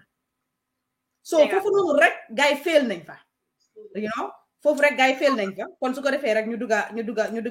duga si yeneen Sala waaye di wax ñu bàyyi seen xel just to wrap up pour ñu bàyyante xel because at the end of the day waxoon naa ko fi dama répéter suma bopp rek it's easy to come out and say that ma right wala maa ngi gis si text ne ñu ngi wax ne am na from the airport contact ne ñu ngi jéem a joxe reason or justify whether jànxa bi customer bi dafa come late or dafa indi extra bag it doesn't matter you're an official yow yaay management you are at the upper level yow yaa am control over things so they mënuloo deal with the customer or a difficult customer just step aside. But the fact that them the exchange words with customers sagante and then humiliate them in that manner, it doesn't make it right. Whether mu late ak mu am excess baggage, to me, my personal opinion, is not professional at the end of the day. Customers, munyalen customers. If you cannot deal with it, take it to management or step aside. It doesn't matter whether you are right. Yes, the airport can be right. Mungena right there. They can be right, absolutely. But it still doesn't justify the attitudes that customers in their face. Man, for example, airport is right on right because the manager, the director, they right. Nothing the waha ñinga xamne sen deret bi dañ ko njar ak ndox bu séd away. No. It doesn't matter. They try to be defensive. Lima wax moy tay Sala li ma wone tey su doon ñoom sax am they were right bi mooy lan baggage bi du dugate fayuloo ko ba pare yow as a director of the airport call na la nga ne ko how can I help you Hadi wax na ma waaye ñu ne li ngay def I cannot help you that's wrong from a management level especially from the head of the management airport manager it is wrong not a mela su guys su customer bi wrongoon sax ñoom liñ def supersede na wronge customer bi foofu lay waxee possible am na comme li ñoo wax rek waa baggage bi over na kilo si su dee man la ma nekk on shift do jala si flight bi te faylo comme li mala wala is communication level nga ñew nga nako I'm so sorry nga nako indi nañ ko bot dang ko fay there is nothing we can do. It's Africa. So we nga negotiate ak ñom nga bribe Hadi bena 10,000 mo na la okay rombal. Why would I even bribe Hadi for 10,000 if I can use that 10,000 to pay the baggage? Xam nga yena say ñun tam customer yi amna customer yi difficult na nekkul all the customers are right. Amna customers yo xamne dañ am attitude. To their defense as well, amna ño xamne holiday makers yo xamne o Gambian yo xamne dañ fi di joggé di dem they are full of attitude ñun tam. Why comme li nga wala lu nekk is down to communication. Gis nga sala nit su la yebé rek ci yow la. Customer bi mu joggé fi mu ñew mu la xép yow ya ko won bët bu mu la xébé yow ya ko won li tax mu yab la su ñëwé mu ngi try to be difficult ya ngeen negotiate you have a team Air Sénégal du company bu ndaw nga dem ci sa senior nga nako wax dëgg ne yàlla this is the situation dama ko ne mu fay waaye mu ngi get very agitated munuma deal with him or her any longer yow dealal ak mom because you are more softer than I so yow dealal ak mom then man I'll step aside or dina delluwaat ci dex bi def suma liggéey simple. Absolutely. Léegi ñëw waxa moom sax Malik moo waroon a ñëw waxa moom ne ko kii de Hadi Jabang de wax na ma ne mënut a continuer di la ak yow xëy na jigéen tu jigéen la waaye man góor laa with your opposite sex xëy na that will make a difference. Then yow soo ñëwee daf dee mën a tane because always the opposite sex daf they make things diffuse a little bit. Because góor yu bari tamit Gambia wax dëgg ne yàlla lu ñu xamul customer service waaye góor yi ñoo tane jigéen yi Gambia. Góor yu nekk ci airport bi góor yu nekk ci lopitaan bi góor yu nekk ci banque yi góor yi mashallah ñi ci bari dañ na dee mën a kaam ne la sister yaa ngi yuxu lu xew ma may lan doo dañ na dee mën a kaam because jigéen tu jigéen because Hadi su fekkee ne dafa yuxu man ma yuxu kenn du déggante su dee Hadi dafa agressif man ma agressif kenn du déggante waaye suñu ma indilee Malik mu ñëw mu ne ma Hadi wax na yuxu waaye staff warut a yuxu no waaye li ma wala rek customer bi suñu what the reason is Hadi is going to yuxu she probably doesn't know better. Ngeen waxante dëgg ñu ni neen tam. Yeah. Mom la su dee customer bi mu ngi yuxu sa kaw tam customer bi amul every right to be shouting at you. Na waxe. Yeah. Am na ñoo xam ne dañ dee mun a get out of control. Yeah. Na ñi mel ni Hadi nekk bëgguñ dañ mel ni Eva bëgguñ ku leen yàpp. Yeah. Duñ alaaw nga yuxu leen dañ naa ne mënuma di la yow negotiate nañ waaye bëgguloo ma dégg léegi dama la pass on to Malik Job. Yeah, absolutely. Malik dina deal ak yow that's simple because yaa ngi daw sar job role mayut la pour nga bi confrontational waaye tam on their side am na customer yoo xam ne they are very rude ñoo xam ne ñu ngi jógee ci Europe bi ñoo xam ne si pajaas lañ daan tëdda ñoo xam ne xamuñ seen ndeyjoor ak seen caame ñoo xam ne baadoola lañ woon ci ndey baadoola ci baay baadoola ci maam baadoola si seen generation ñu ñëw tey ngelawi America bi laal leen wala ngelawi Europe bi rek ñu fuuy am na waaye comme li ma wala rek loolu si yow lañ ko gisee pour ñu war laa mën a yab because man su ma fa nekkee I wouldn't allow such if I cannot deal with you I'll pass it to my senior ku nekk am nga sa senior this is last dot bi absolutely waaye man tam dinaa make sure ne bag bi su ma doon Hadi dinaa doon make sure ne bag bi su doon mooy issue bi di nga ko fay waaw waaye comme war a ñëw sukal ko what for lan la def lu jaru sukal naan ko doo duga ba kooku miss flight boobu noonu dem fayaati another 98,000 why If I have the feeling the airport was perhaps right initially in the first, because we knew initially I have the feeling, but you always have to expect difficult customers wherever you go. So you need to be able to have skills to manage conflict. Today you manage conflict. You should not be in the front desk dealing with people directly,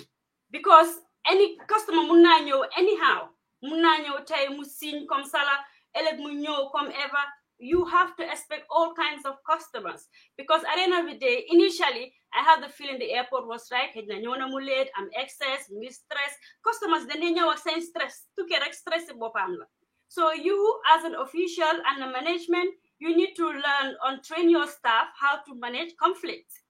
Then di nga xam ne nga diffuse the situation. So with that aspect, and nobody should be allowed to assault any staff. When customer amul right pour mu ngi assault for them nañ la ko wax pour assault suñu staff yi. You have right to be staff, but you don't have right to assault and be rude to staff members. Lolu tamit they need to respect staff working on that. But on that level, the staff, no matter the situation, ñoom seen baat waru dem ci kaw. At that stage, fail nañ to manage to diffuse the situation. But at the end of the day, Bati, the other girl or lady, the staff should not have been hurt. Or the saga, in the attitude, and they really know what they're doing, because then there's a system, you've been for what they should do for the top hierarchy managers. because ñoom in ne ñooy bojo bojo si airport yi but xam nañ ne when it goes to the director of the Air Senegal,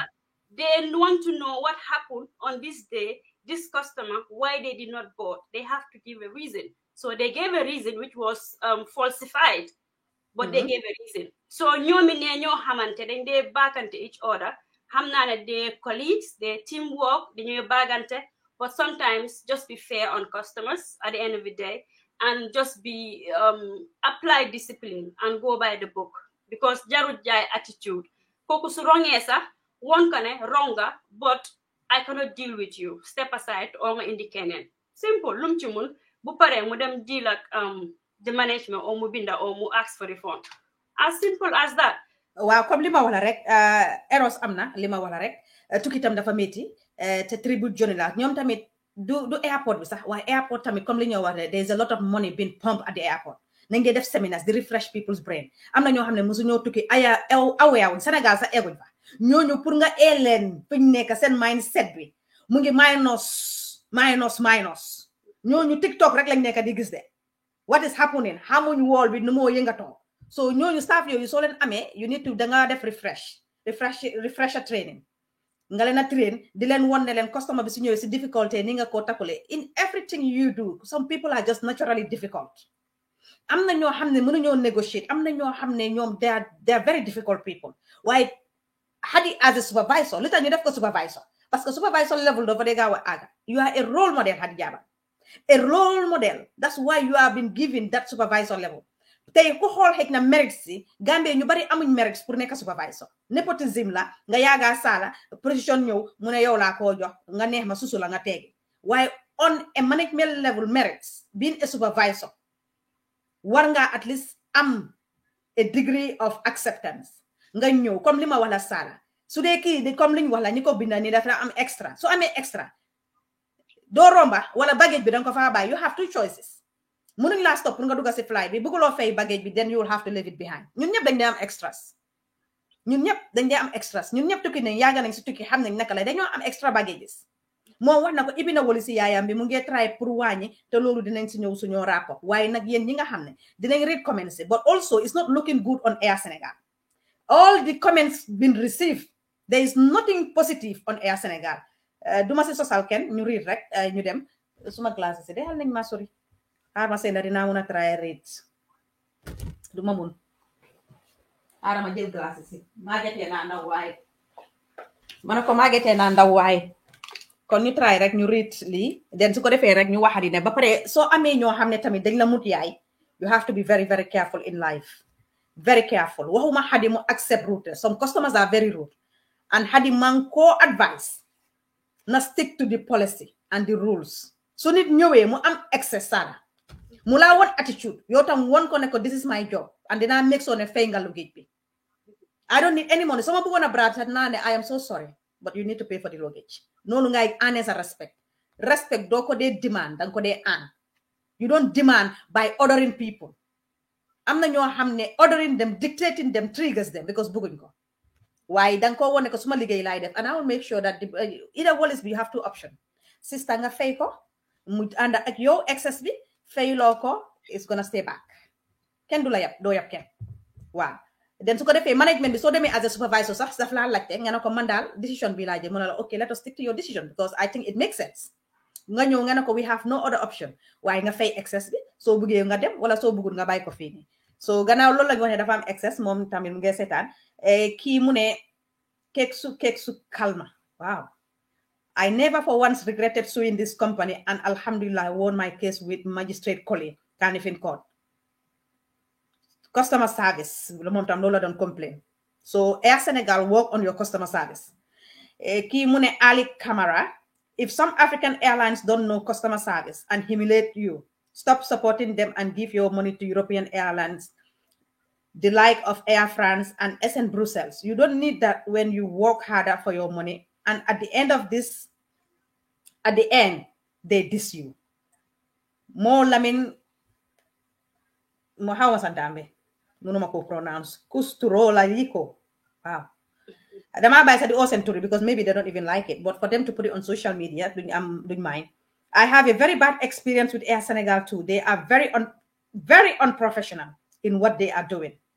Kenen ki tam binda na mu ne Air Senegal are very unprofessional. Had a bad experience with them. We spent more than 7 hours waiting to depart. And the thing is, they will not let you stranded and won't say a word. Mola want a communication sala. And Lee, I'm not they communicate al Gambia. I cannot chat with them because dafa weak. Same communication level. We need to brush ourselves up. People refuse to be educated. People refuse for new set an interesting program in this jange. It's always a problem, Sala. Always a problem. Legi ñeneen nga communicate mom sax nga xép ko ci waxinam. Ay yalla baxna. Yalla mo tax li. We are all yallas. We are all Muslims. So we need to be very careful. Send communication level rek da nga ne wow ki ndax war na mëna interact ak mom yu bari sax. Because ñu ñoo reply back, ñu ñoo communicating. So di nga gis li yep is a customer's feedback. Feedback is not looking great. Ñu read yenen customer living feedbacks. Ki ni tamit bindana. Sala mune this duma muna use bobo. Mune have no respect for Gambians, and for far too long we have been facing such, and they are taking us as a toothless bulldog and weak. Amadou told TAT, this is my worst experience as a traveler. If you go to the blog website, ñom tamit travelers dañ am a blog website fofu lañ ko jëlé ki tamit mu ngi woné naka la ko Air Senegal traité Gambian la. So it's not looking nice on Google as well with Air Senegal. So that's a bad reputation for Air Senegal. And then the owner of the business sax bugut li mom tamit sala because kuy def business ku nekk da nga bëgg gagner. Koku am xaalisam jënda flight tam bëgg def business am mom mi tok ci kiram tay su déggé li du ko né because ku nekk bëgg nga a good reputation. Of course. Wow, mune this is my worst experience as a traveler. My journey was prompt because I should fly from New York to Senegal and then to the Gambia. I was supposed to arrive at my final destination on Monday evening, but unfortunately that did not happen. He explained. As a frequent traveler, I mostly use Brussels. Look at Brussels coming up all the time. Mune Brussels Airline because they are one of the best in terms of satisfaction customer care service. However, although Brussels Airline communicate and treat their passengers with dignity, unlike Air Senegal, it is a quite frustrating. Gassama Express. Kon yange gis Brussels sala the difference tubab ak nit ku ñuul mota buma déggoon ne xawma African United bobu nonu dañ bëgg African ci jog mané len ne Africa mom yalla buma fa bokka man yalla buma fa bokka parce que they don't have respect lima la wax ne the lack of respect tubab nu nga dé mëna respecté nu nga dé mëna traité communication ba tay ñu ñëwaat ci lolu nga gis ki tamit bindana mune I wish I could explain mine to this useless airline that I will never join ever. It's for free. Even if it is for free, Lola Bugona Binda, why text error. Mune I wish I could explain my story to this useless airline that I will never join ever, even if it is for free. That's not good for Air Senegal, you know. So kon Air Senegal tamit ñu ngi leena ñaan rek ñu improve ba pare staff yi fa liggéey tam sala li wax nga lu am solo nañ dé bayyi xel ne Hadi Jabang Penda ak Malik even the pilot su nit ñi ñëwut ak yeen do leen am xaalis su nit ñi tukkiwut you guys will not make money send shortcuts yi nga na jël ne di make xaalis di samp seen crédit di dawal seen four wheel foofu ngeen ko mëna amé so respect because moo nekk foo xam ne tayalu leen yaa fuusi leen ewu ngeen di dem liggéey bunta bila teral bunta boo xamante ne kenn du la xool ba yëpp la doo ewu ba ñaan kenn danga koo ciral bi mooy nga jëkka ciral sa boppa soo ciralee sa boppa ba pare ñi nga liggéeyal nga bàyyi leen xel tam xam ne nit lañ duñ ay mala sax sole na daxa ñuy tëddi sax dafa am nay waxee ñoom soo si tasee nag mbukala ay béjjëram parce que dafa am doole lool soo si tasee éléphant moom dootoo ko doole boo si tasee ñay dootoo ko doole boo si tasee jaan tuuti na waaye dangar bi tax ñu ragal ko kon tam nit de ko assessé noonu kuy ñëw su nekkee ne dafa mel ni ganaar dafa respond ni ganaar ragal bàyyi la nooy nga ci bribe ko mu bribe la nga dem su dee da nga tasee koo xam ne ñay la jëfi ñay rek la muy def kon ngeen bàyyi loolu xel yéen tam ñuy liggéey si airport bi it is unfortunate ne Hadi Jabang is a Gambian the other two Malik Job is a Senegalese Penda Gueye is a Senegalese waaye airport authority si tamit tey Gambian du dem Sénégal loolu dafa happen manager bi dafa ñëw mu ne la maa ngi receive a lot of complaints So you guys need to step up and you need to act. moo tax ñu teg leen sa airport bi teguñ leen fa soo leen duggee si wane gi airport yi amul toilet roll kenn du ko dee complain Sara da nga dee dugga cleaner bi mu ngi fa man moo tax du ma dee naan su ma naanee trop I use the toilet a lot mu ne ma ndaw si waaye looy dem si wanag bi bari na ma ne ko xanaa ko moom wanag bi ak yow sa yoon daf si nekk sax su may dem si wanag bi da nga xam sa lan laa fa uti moo laa woon ne nit ñi dañ fast because they are so lazy useless amuñ lu ñoo def when you are busy you don't even think ku dugga ak ku génna there is no toilet rolls look at that cleaner mind business am na yoo xam ne sax you don't have to mind your business lu is a business man su ma waree jàppante si wanag bi what is your business there da nga xam ndax maa ngi si period pain wala maa ngi seet ndax aw ma paat na dama am emergency ndax maa ngi bleed ndax bleeduma I need the toilet for a reason that's why it's called a toilet waaye yow yaa ngi taxaw di observe kuy dugga ak ku dul génn because of cleaning bi nga def su nit ki génne yaa ngi dugga nga seen yaa ngi clean airport management bi I think they have a lot to work on sala soo demee si biti si airport bi ñax yi ñu ngi bari foofu noonu ñoom seen bopp sax liggéey buñ am waxuma la sax ñu nekk si biir airport bi rek liggéey bu fa nekka management yi waruñoo toog ku nekk sa computer yi ba pare di bala ñoo attaque Adama Barrow ñu njëkk a attaque ñi because ñu ñëpp under government am lañ nekk ak ñu ngi yaaxa dëkk bi ak $20 bu ñoo fayee waaw moom laa la wax soo gisee ñax yi si boo génnee si airport bi even gis nga dat naka lañ ko ooyee fu ñu dee doxee nii di dem sax shouldn't be there if Jammeh was there daf koo génne dafa yaaxa the structure of the airport we have so much space pour ñu war a mun a build a waiting station or a waiting whatever is called pour nit ñi suñ ñëwee ñoo xam ne da ngeen a ñëw jël si nit ngeen war a mun a toog foofu noonu xaar airport bi has so much spaces waaye comme li ñoo wala rek because dara du leen se dee fekka when you have an ignorant leader like Adama Barrow make things worse because airport moom seen manager bi Bojang moomu du wax ne su dee génna moom du dee gis yoo xam ne war na moo just make a phone call ne leen hey dama fi gis ñaxi what is happening next minute it is done because he's the boss this is where you use your power to call and say romba naa fii de waaye ni ma ko gisee it's not looking nice people what is happening who is in charge contact your boys may naa leen 2 days ñëw naa fi ñaari yoon ñetti yoon waaye still it is not looking good sing dëkka la ñoo ko moom expecting kenn mu jégee si biti ñëw liggéeyal ñu ko you are a patriotic citizen and moreover moom Bojang moomu du mun a tee delluwaat America there is no chances li moo am Gambia mënu koo am America mu ngi abuse the system and he cannot abuse the system in America ñu ci bari dañoo end up nekk boss drivers ñu ci bari dañoo end up liggéey job yoo xam ne bëgguñ ko if you have a good job in the Gambia respect it and respect people thank you Sala then su ko defee rek ñu ñëw dugal si suñu second part bi mooy di dumping site yeah all right thank you yeah I think that was it for this issue then gestuwante bàyyante xel and that customer I empathize with mom a lot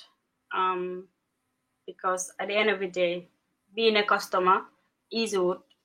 let them munlo tuki number one and then the disrespect so airport bitam ne munyalante you by attitudes you for that it doesn't matter nga right nga wrong you are in management you should do better a lot is expected from you exactly. Yeah, so we all are here. Sometimes the amount of racist comment. You might dig us one ligay kai. That might make my resignation. But when I look at these people at a level based on my experience, 13 years in that industry, based on my experience alone, not even my role, so my experience alone, that they muna matakol ko. Ma hold ma assess len. Lan mo ko trigger. You must assess lan moo trigger kii pour mu waxee man nii waaye Hadi tamit ñu ngi ko advice su fekkee ne loolu la comme ñu bari wax because man when I did a research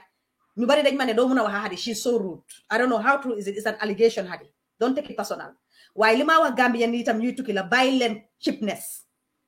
SN Brussels Sala honestly man li tax ma adoo dee tukki ak ñoom the respect man dama like respect and then also not even the customer service but also if you have anything to complain they are open up. They are all open up. I went with SN Brussels. Suma baggage bi it went missing. Dafa am ko jëloon gisuñ suma boss. Dama tëdda rek all I did was sitting at home communicating by email. I did not even ring them. Suma baggage daf ma fekk bi suma bunti kër. Man bala maa dem Gambia yéen Gambien yi dem buga wone buga battere buga sañse spend it on yourself. I understand that some journeys or some trips are emergency. You have no control over it. Why you needed them December? It is well planned since last year. If you can avoid this African Airlines. Yi headache rek la leen a jox ak stress. SN Brussels tubaab moo ko moom te ko moom du dee caaxaan. You communicate mu binda. If you have a complaint, then you look into the complaint sala and they will reply you and they will give you 14 days for an answer. Within 14 days, you will have a reply. So within that 14 days, you expect. And the same communication chain we will get them. 14 days we will still investigate. So they am more evidence email you ko. You say boba yangi am a relaxing my why kid people munge nyan munge janga kurus pur hadi. That's not even good for hadi. Halela te yonin ndaw gaaw dafa yonin ndaw lu bari mu ci kanamam. Nit wara nek di julli di la ñaan yalla. Those hadi really need that, or those spender really need that, or those malik really need that. It's so simple, Salah, to be nice. You are what you give. Salah, su fekkee nit ki dafa ñëw nga approach ko rudely, dafa reply to you back rudely. Sa doom ko amee sax nga ko treat rudely, they will come, dafa vent. Yow sax nga jaxle nga ne ko xanaa kii du suma doom bi, dafa try pour fight back. Koo xam ne yaa ko jur sax sa biir bi, waxatuma la koo xam ne juruloo ko. So ñu bàyyi loolu xel waaye maa ngi gën a ñaan tam ñi dem December bala ngeen a dem di xajaan ñëkkale na xajaan si seen yaram. Xajaan si sa flight, xajaan si sa airline. Nga dem am a very nice flight. SN Brussels ñu communicate ak yow. Delloo la sa xaalis su fekkee ne bi nga fay is refundable ñu refund la. Duration bi nga dem toog Brussels xam nga kañ nga connect xam nga kañ nga aga Banjul doo stress. Nga duga am na ñoo xam ne sax sala si biir flight bi dañ dee naya dina drink sax wara naya dina tii sax because of the pocket money boo xam ne taxut koo bari ñu ngi bugg a dem baatare Banjul. It is all happening ñun tamit waxtaan wax dëgg la si semestre yóbbu xam ne ñu bari dañ dee dem. Kon ñooñu tamit nañ bàyyi seen xel xam ne sooy dem you encounter this with Air Sénégal yow kon yaa yeblu sa bopp parce que man nag Air Sénégal duñ ma yeb benn yoon ma delluwaat fa. Gambia Experience duñ ma yeb benn yoon ma delluwaat fa. SN Brussels duñ ma yeb benn yoon ma delluwaat fa man may make the choice by jox nañ ma a varieties of choices to make Sala man may boo xamante ne man de service bi moo gën ci man this is the service I want so I'm going with this service you know. Kon ñu bàyyi loolu noonu xel. Yeah, when I support your own, but we will support our own, but the customers will demand to be respected as well. We will support our own once the services are right. Support our own, loolu dañ ko dee when you believe in it. Yeah. Man, I would rather support loo xam ne is gonna make me comfort. It will give me comfort. Than supporting loo xam ne daf maa just stress and distress. Du ma ko dee alal. Man loo xam ne daf maa just stress ba pare daf ma di trigger pour ma get upset du ma la musa support su dee suma broda nga ñu bokkande yaa bàyyi sax nga am a femme bi yow sa boppa you don't respect people I wouldn't do it so man yooyu du ma ko dee jënda xëy na ñu ko dee jënda la I will support my own when support is needed waa tey waxtaan tam wax dëgg sala we wish nag ñu déggoon tam si Hadi moom tam dinañu doon wax waaye tamit it is an unfortunate situation and since airport bi tamit binda nañ kon moo laa woon nañ jot nañ information bi. But comme dañoo wax rek there is a lot loopholes at the Banjul International Airport. Bank si tam Sala soo fa demee moo tax may la Hadi you are lucky ki nga taseel man bu ma demee si bank bi ay dama xeex kooku wigam bi dafa sànni suma passeport why are you throwing my passport ba pare dama ko dem report to Mr. Njai moom moo nekk the boss of Trust Bank and the lady was suspended. They did an investigation and the girl was suspended for good 3 weeks. So yéen li ngeen a def ni private institution they are doing very well Sala but government institutions ñoo nekk di def this nonsense this act because xam nañ ne kenn nekkul ci seen gannaaw di leen follow because private institution bi you can be sacked you can be suspended you know bu loolu xamu ne Trust Bank dama dem you know and then du loolu sax Sala di disrespect bu dee nekk ci biir airport bi ak si banque within staff si sax tam war nañ ko takkul léegi-léeg nga dem si banque si xale bu ndaw toog ci desk bi di commote pa boo xam ne is just a security because fii la ne amul xaalis wala moo ko ëpp salary mun na koo use di ko yóoni def ko watch maanaam def ko you know koo xam ne mut na la bàyyi so respect war nañ ko implement Gambian respect is lacking pa yi tamit ñaaka fayda ba bugga dee nga ñëw fekk benn Eva Sarr si texte bi nga ne ko Hadi tey wala Sala tey dara baaxul foofu noonu mu ekkati benn 200 300 jox la ko yaa ngi dafa indi yabel wéetale ko gore am yàllaay buur te yàlla kenn du ko ñàkk nga sama sa dignity xam ne dangaa daan sa doole boss bi si kaw sax bum la yeb waxatuma laa nag bojo yooyu toog ci front desk bi ne because of ne feel nga because xamuloo mu ngi dawal 4-wheel wala am na xaalis mu maamee 300 te dañ la dee mun a yeb niñ dee waxee yow Sala su doon suma papa la ma fekka xale yi wala jànxa yi di waxa moom noonu li maa tax ma mbég la sax du ma ko tey parce que kenn du bugg a gis sa waajur taxaw nga ko wax yéena yi te na xale jigéen itam day gën a bàyyi Gambia bi most problème bu ñu am mooy jigéen ñi honestly góor ñi am nañu am but according to statistics su doon dañoo follow report 10% góor ñoo am problème waaye Gambie jigéen ñi 90% seen attitude seen wax dafa hash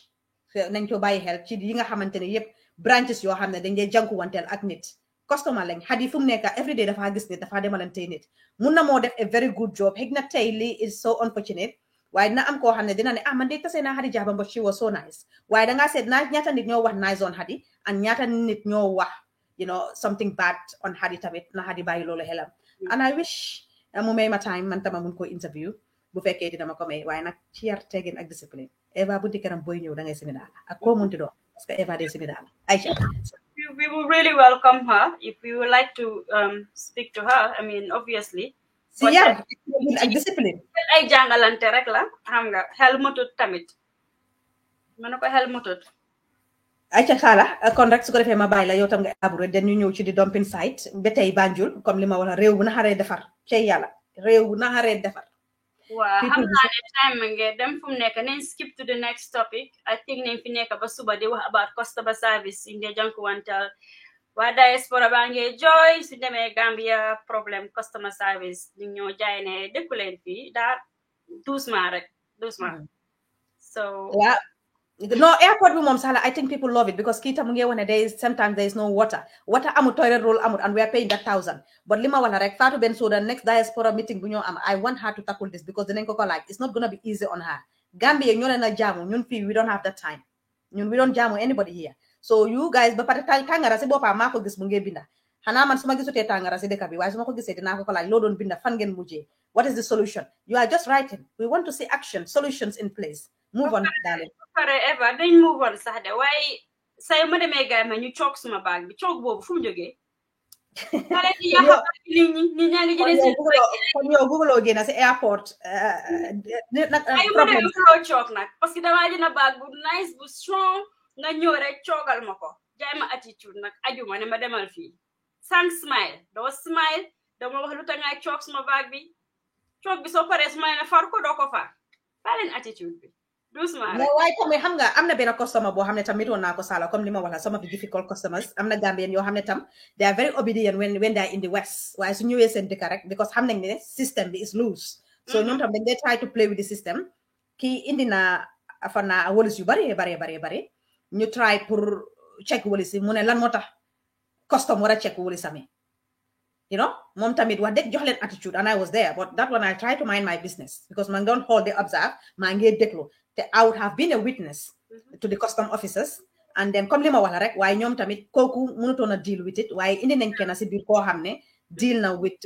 the passenger and jigéen bi kooku jigéen la woon indi 5 walisam or whatever nga ne duñ la léegi su drogue duggee si dëkk bi ñu ne Gambia moom amul sécurité Gambia moom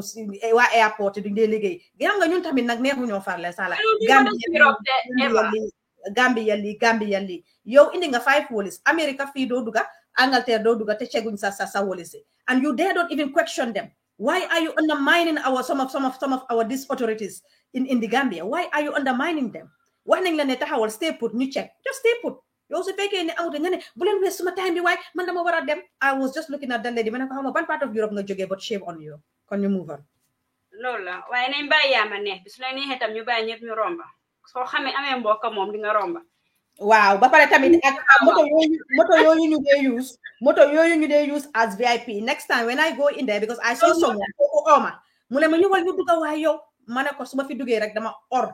suma journalism badge bi parce que waruma dugga si moto bi ma ne ko te su may analyse duma fair yow demal and I didn't get in because dama feel ne I am not a VIP I shouldn't be in there yaama ne moo bari airport waaw so airport bi dafa bari yaama ne ak susu yi ni ñuy teg susu di sooti susu club bi Hadi Jabang teegi club bi Penda teegi club bi Malik teegi club bi Jangha boobu nekk America teegi club bi Bojang teegi club bi Njaay teegi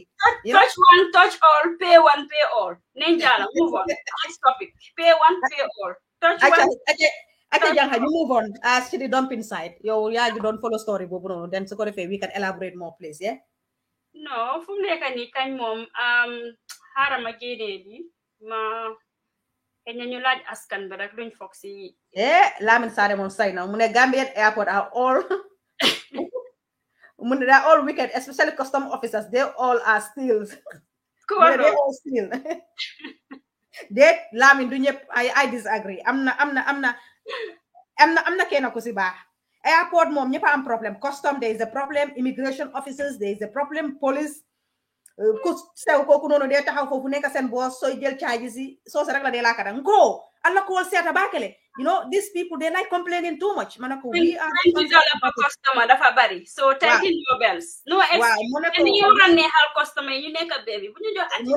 te muna sol xaftaan lu weex manako we all zañu manako ñun queen bi mooy suñu yaay so we complain you need to accept it queen bi mooy suñu yaay you accept it we move on waaw waaye kooku moom tamit he is so rude moom su ñu dee fay 1000 bi mooy seen boss xaftaan lu weex rek la mun a sol ba pare dama dee look for their name badges please dimbale leen ñu yéen di management let them have name badges please that will help us a lot you know su ma solee suma glasses bi nag mun naa pick on anything mun ngaa sori sax 100 meters fekk man jël naa bind naa you know maa ngi suma side and I have my notepad yéen bi dee dem holiday tam da leen a am seen notepad si waaye defante leen su ko laajee defante leen bam saf immigration officer su sànnee sa passeport bi xas ko xanca ko won ko boppam parce que loolu la di saaf waaye yow tamit nga jógee Europe ñëw ndey baadoola bay baadoola sub generation baadoola nga bëgg leen a jaay xamadi soo ma fekkee si dex bi ma nekk immigration officer dinaa la xas ba pare bàyyi la fa dem suma yoon waaw parce que yow waruloo réew si ñun tam waruñoo réew si yow kon ñu dugga ci dumping side bi nekk si yooni Bakaw bi Sana waaw fu mu nekk nii moom dumping side xew foofu nag la ñëw yem nag tey rek luñ fi nekk moom ahankañ so lii ay video bi dinaa try ma share ko si kanam but I have some pictures and images apparently si Banjul highway bi ñaawtif bi moo fa nekk te ba tey mu ngi fa de di démba lañ si jot am ku capable sax koo xam ne dafa jël ay paat la ak ay pampers am na yoo xam ne they use am na yoo xam ne they are not use xooleen di si yooni Banjul bi ñu ngi ko fa saani mu nga bari xam naa ko bon moo ko fa def because xam na ne fii nekkut an official dumping site ba pare dafa ruxee nga sooy taalal Banjul comme kuy dem si bala nga egga si bridge bi non actually bala ngaa ñëw soo romee Old Joshua noonu si kuudu kaara bu lëndëm bu wéet boobu foofu la xoogaay dem saani xooleen ñaawteef bi dinaa try tuuti ma share video bi but lii lañ saani si yoon bi dafa over bari ba pare the person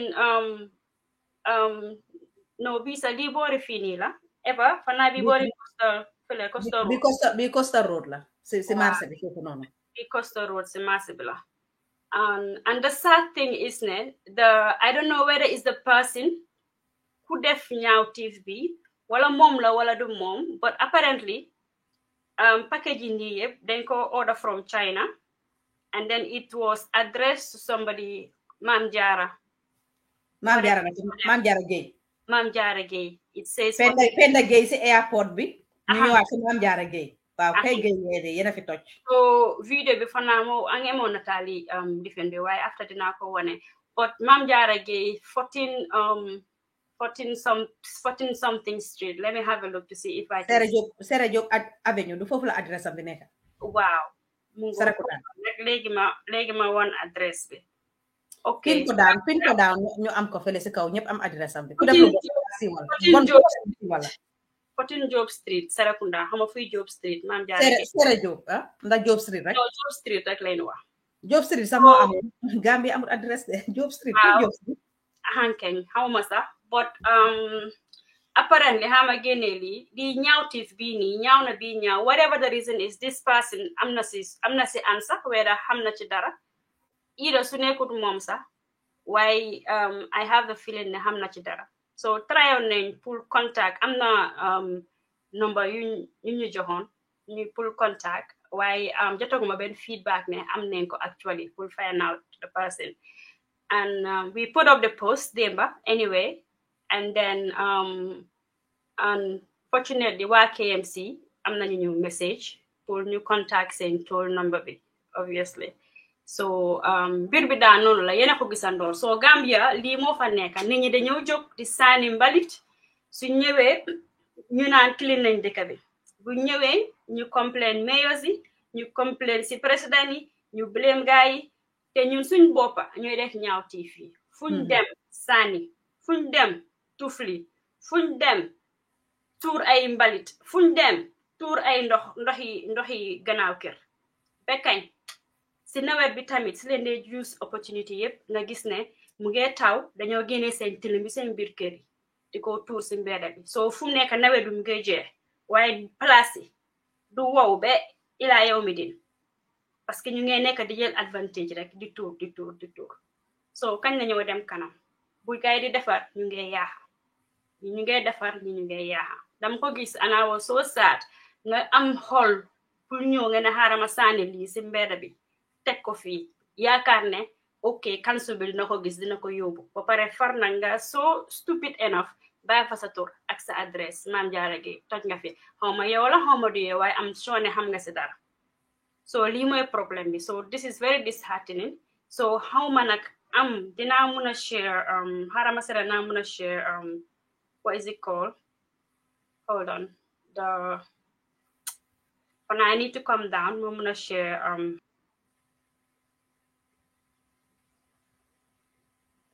ñu may sala rek mu pull up loolu daw na yaram métti na ba tey rek ci Gambia comme dañoo wax la rek ñu bari ñu ngi bëgg a ñëw Europe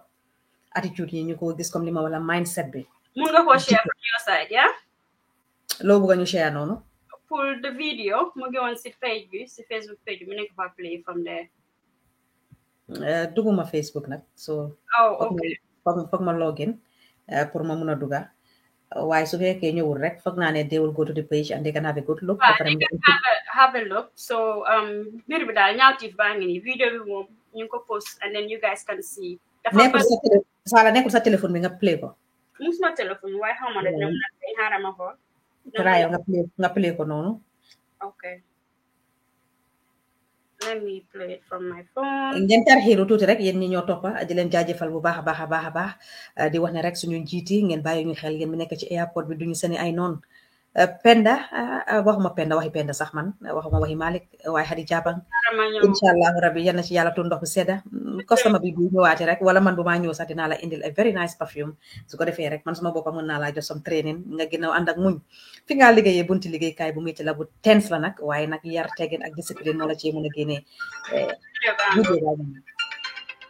xaw ma ne dañuy gis bu baax waaye lii yëpp ay paat la ay paat ay pampas tilim yëpp ay paat mbalam kees xanaa kii daf doon supply the whole Gambia ak nekk lan ba pare lu ma si gën a saadloo am na yoo xam ne use ko xam nga ñaata nit ñoo nit sanitary pads si dëkk bi ak pampas the poverty jëlloo ko nga mayee ko nga dem sànni ko unless mu bàyyi ko fa ba mu expire den mu bëgg koo sànni ndeysaan man I have the feeling that these are the kind of things these environmental people dañuy war a jàppale ñoom it ñu bàyyee liggéey bi yëpp council bi dañoo sonal seen greenhouse yeeg green plants yi du jeex environment mooy naka nokki bu fresh bu nice yow duma la yóbbu Sénégal nokki bu fresh nokki bu nice yow emal Gambia sa olof yi bëgguma sax man olof Gambia 100% emal yow duma la yow duma jàll ak yow frontière bi bañ nga ban olof nga laaka di fresh ngelaw bu neex yéena ko gis so video baa ngi ni lii yëpp ay part la ak diapers mu ngi nii at the moment as we are speaking mu ngi sa yooni bàññi bu toog di xaar so council bi na moom xaw ma na luñ coy def so yëg nañ ko waaye ñu ngi bëgg ku leen nekkal contact leen neexal leen ñu dem xooli ji ko te ñoom seen liggéey la xanaa lii rek war na report mu ngi nii waa sala yow ma ne ko yow teg ñu ngi am si yëpp loolu lañ fa bëgg a def dumping is a unless ngeen dimbale ñu am new dumping site la KMC wax leen ñu leer yeah so that's it wax bi lii la loolu lañ ci xam dimbale leen ñu yow teg la tilimal ko yow teg nga di make sa analysis den su ko defee rek xëy na ñu ñëw rapport ñëw génna parce que ñu nit yaaga nañ fi te dama yaaga nañ fi man topic bi sax goma dinañ ci yaaga dama ko bàyyee askan bi pour ñu xalaatal seen boppa ñu defaraat suñ toogaay ñu gën a set ñu make sure ne dëkk bi suñu waxee ne keeping Gambia clean ñu ñëpp ko bokka because at the end of the day doo ñëw foo jaala koñ boo romb nga xaar tuf-tufli foo lekk saani ba kañ bu ñu koy KMC defaroon 100 mbalit sax paam du tax kenn du ko use because suñ jikko bi la we we need to start changing our attitudes. Ñun dañ foog ne daal lu nekkul suñu biir kër we don't care. Danga gis benn koñ right ñu fa jógee di liggéey bés bu nekk suñu waxee place suñu am ak seen salaire lu ñoo am but they don't care. They would rather go to work seen AC yi ñu ñëwaat dugga si seen biir koñ yi romb na ak yoot nubu dugga seen biir kër yi jaral na leen ko every day. Yéen a ngi toog ba tey di hard government bu mu defar yoon bi mu defar foofu yëpp mu setal ko every time. Sometimes I think dañu war a jël responsibility. Gambia tilim na bi tilim jéggi na dayo mënuma understand because danga ñëw every time di nga ñëw it's easy to blame the officials every time but it's our attitude buñ ko cleané tey suba dina tilimaat so ba kañ mu ngi noonu daal. kon nga ne bàyyi nga ko askan bi am na ko binda concern Gambien moom itamit binda na this is what we want bu la ñu ko bàyyee rek te Gambien comme la ñu wax rek ñu bari du ñuy bëgg a ñëw forward réew mi nañ ñoo ko bokk bu ñu ko pàccoo ku ci nekk rek bu waxtu wax jotee na nga wax fi nga mun a waxee waaye boo munta wax lenkoolal ak ñi nga xamante ne yàlla teg na leen nattu bu métti muy wax ak moo métti gis ngeen maa ngi am tuuti suuf ay waaye waxoon naa ba làppa topp cultural week yi di wax ba comme wax sax daf la dee ngeerloo nga war a nelaw doo nelaw maa ngi ni toog fi liggéey di wax su ma defoon maa nga tëdda di nelaw di sees balaa 10 o'clock ma war a jóg dooraat suma beneen tooga bi yow Hadi Jaabang boo fi ñëwee bilaay di nga xam ne soos yu faraan nga fay lekka ak tooga bu dul jeex kon Evelyn wax nga dëgga kii mu ne the problem is Gambia is some people go around in compound collecting household waste in wheelbarrows and you pay them. The question is where do they dump them? Kon kooku uyu na la mu ne KMC and BCC are supposed to be collecting these household waste weekly. That is why people pay yard rates yearly. Waaw mooy naamoo bi rek li mu wax mooy dëgga sala gis nga bu Coastal Road bi boobu moo njëkkoon a génn lii nag man li ma suma teg mooy kii KMC dañ ko waroon a arrest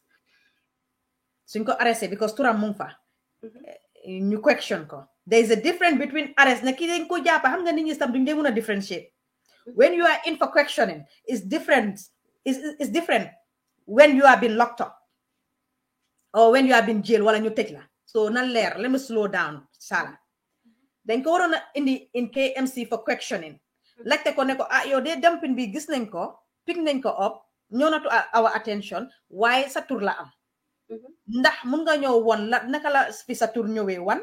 lan moo la indi fii lan moo tax lii ñëw fii nii den nga laajte ko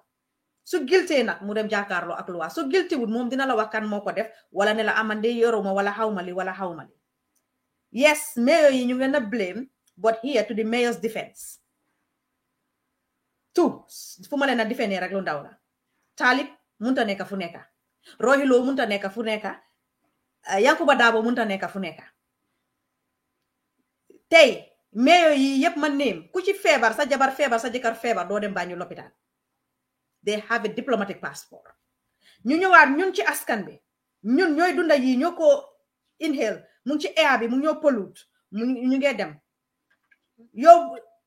ID card bu correct sa amuloo ko naka ngaa génnee réew mi pour war a dem war a faju go phone mi di dem wala nga ne dem naa si lopitaani Banjul bi mënuma faju the pressure on the health system this is so bad for the Gambia health system the pressure on the national health system mënu koo antal the amount of nurses in the Gambia ndax mun nañ ñoo antal feebar yi yëpp sala te nawet lañ nekka ñu ñëwaati ba tey li ma dee wax la bul bañ nguur ba di jël lu baax lu bon yëpp nga ne ko nguur ñun ñoo war a nekk suñ nguur yi boppa lii ku ko def su fekkoon ne nit gis na ko xale yu góor yi si koñ bi ñoo waroon a génn sa rite ko ak bu ëllëgee keneen ku ko bëgg a traité du am su dee sax doo leen ko laal waaye ngeen xubal ko rek ñu nekk comme lu Halifa Sallah wax la we all should serve as ambassadors of our nation yu xale yu góor yi nekk si koñ bi waaye dangaa gis Barrow dafa useless waaye ak government bi sànni leen ba mu leen ne Barrow will one day go Talib Bensouda one day will go te wax na ko mu ngi si final term te Talib président la gën a bëgg a jege comme mayor soo leen ko xamul ma wax leen ko dinañ ci ñëw suñu beneen programme who is very close to the Gambian State House next election is it Talib noonu lañ ko tuddee o Yankuba Dabo Talib ak Yankuba Dabo UDP ñooy tak pour dugga biir State House Talib fu mu nekk mayoral bi xëy na moo tax muy relax because pare na si lim bëggoon am na ko am na second term is happy te yéen askan bi si yéen la Talib demoon ba tey waaye su ñoo wax Eva suma wax Eva moom dafa hate ñi Eva moom anti UDP la Eva moom ñëpp xam nañ ne xëy na si Halifa Sallah la bokk and nobody even knows man fu ma belong xam naa tey man suma wone woon suma political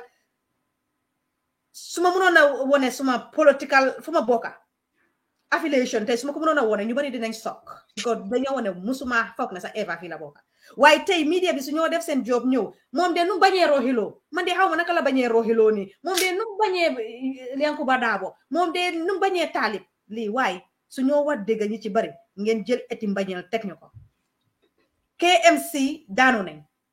for saying this waroon nañoo make efforts because loolu mooy seen rôle ñu dem clear ko ñu follow up nag si ko fa def ba pare tamit am nañ KMC police officers community officers duty collectors yi ku si nekka not only Talib's role pour mu war la na mun a oo Talib am na député Talib am na ñoom ñii ñu collect ñoom nee na Freda ñuy barki démba yëpp seen duty la pour ñu war a mun a gis li génnee ko kool ne ko hey Talib this is not looking good ñoom kii naka la tuddaat Delta MC Cham fu nekk mu ngi fa ñoom ñëpp li yëpp seen rôle la because they are all under KMC waaye comme li ma wax la rek Gambien ñu bari brown envelope moo leen teg si office yu bari yi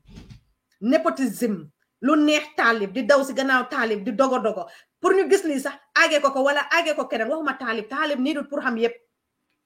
ngeen dem am na assistant lan moo tax mu ut members yi yëpp KMC la pour ñu branch out di lifin la di job roles sala pour ñu dedicate the job roles la delegate the job roles you cannot do everything Talib cannot do everything moo tax mu am that support pillars pour ñu war koo mun a dimbale KMC dafa war a mun a am fay dem duty collectors si even garbage collectors si am nañ boss si kooku la waroon a njëkk a dem moom tam mu file ko binda ko mu dem channel la moo tax ma ne ñu bari ñu ngi liggéey they don't even know their job roles ala so lii is a disgrace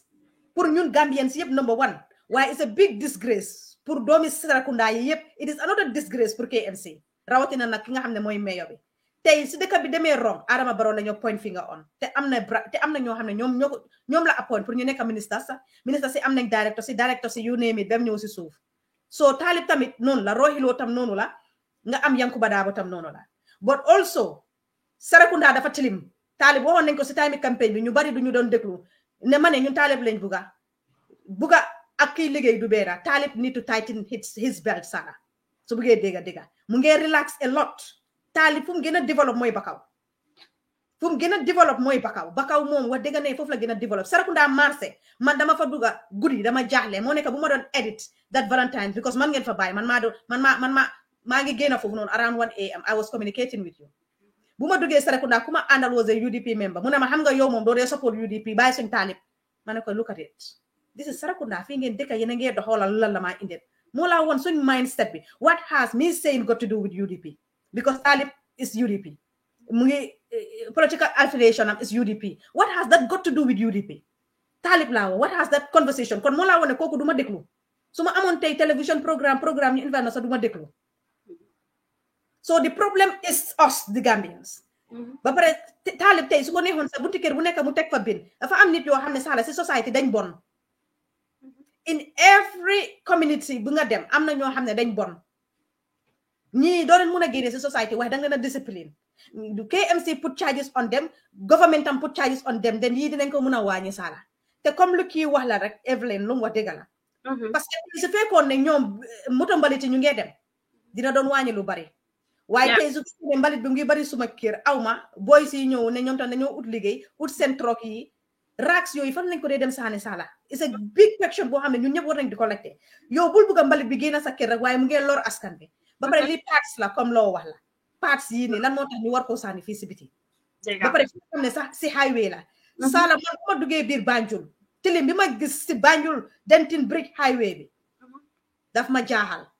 ana BCC waaye tey su ma génnoon wala ma netaal ko ma vidéo ko ñu ne Eva ñëwati na mu ngi attaque Rohilo Eva dafa bañ Rohilo Eva patati Eva patata kañ lañ ñoo mun a may ñu def suñu liggéey the amount of tilim te loolu is under Rohis because Banjul belong to Rohi Serekunda ak KMC bi yooyu yëpp belong to Talib Bensouda Brikama belongs to Yanks Dabo why because Yanks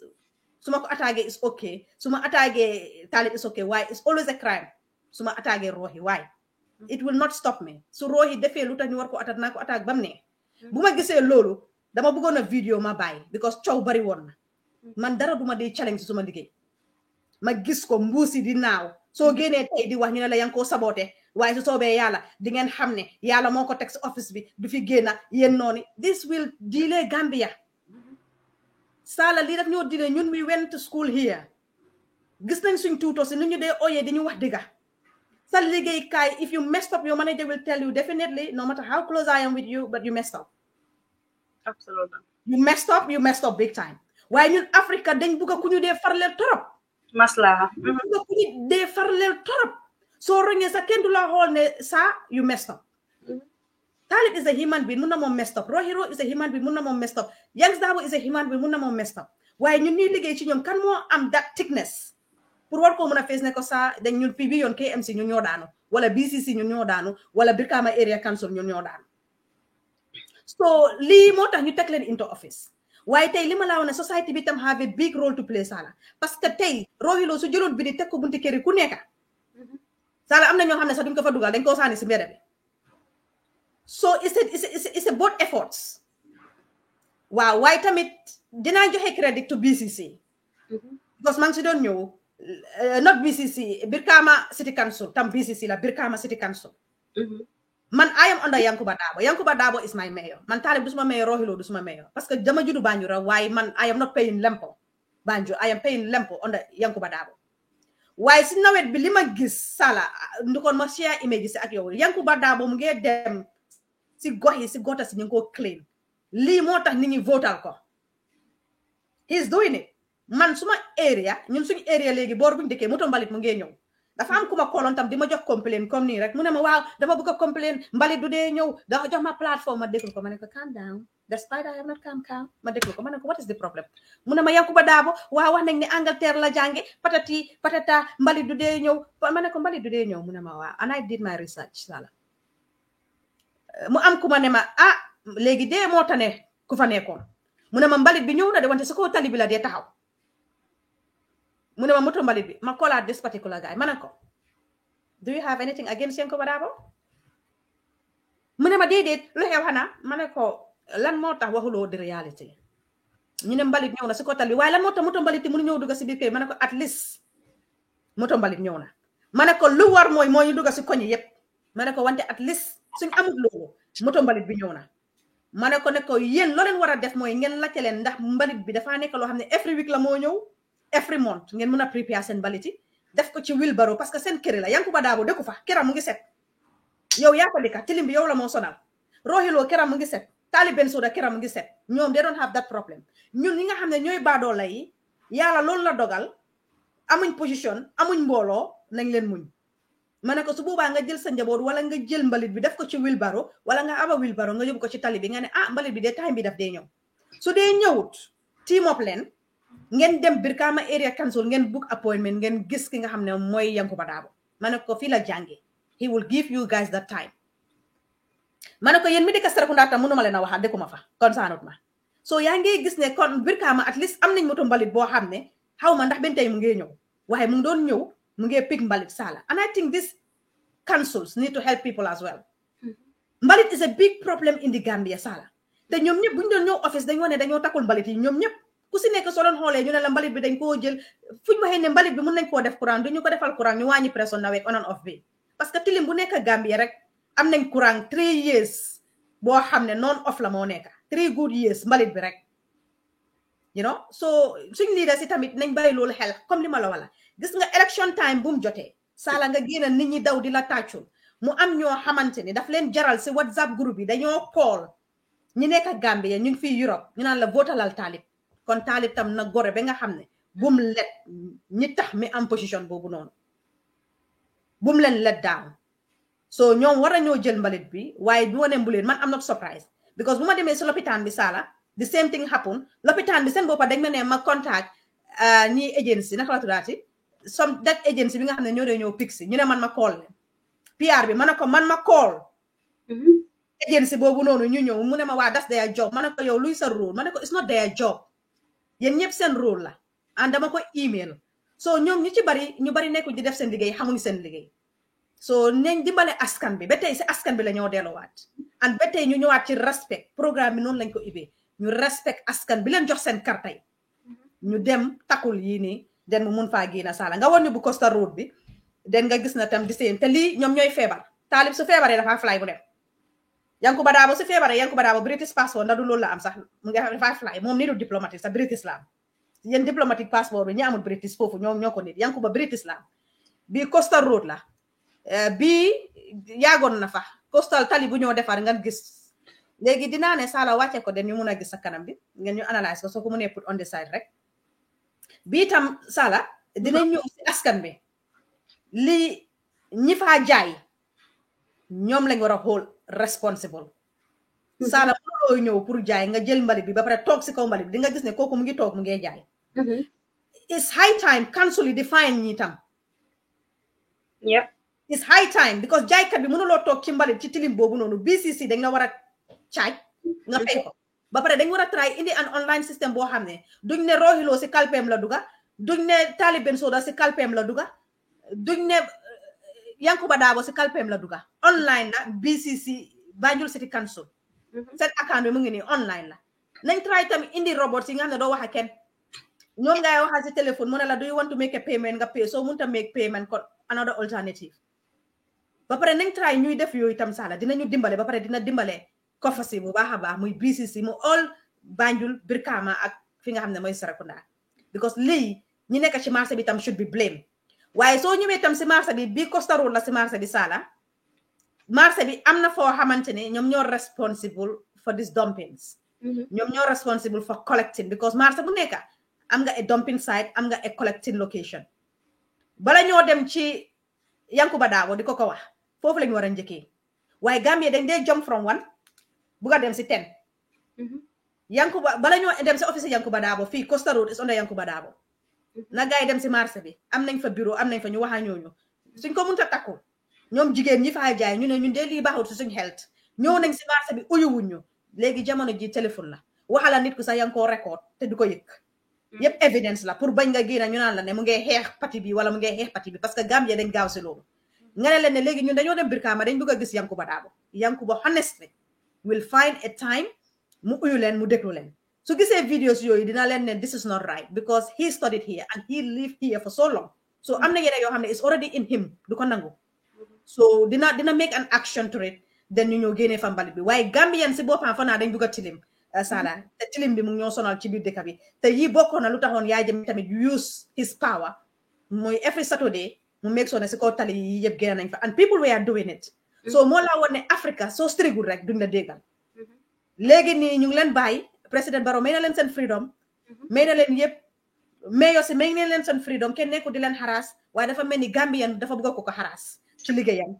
because amul koo xam ne mu ngi téye yar di leen dóor wala di leen kool naan la may naa la 2 hours suñ ko clayawut yow Talib Bensouda di nga ñàkk sa place despite ne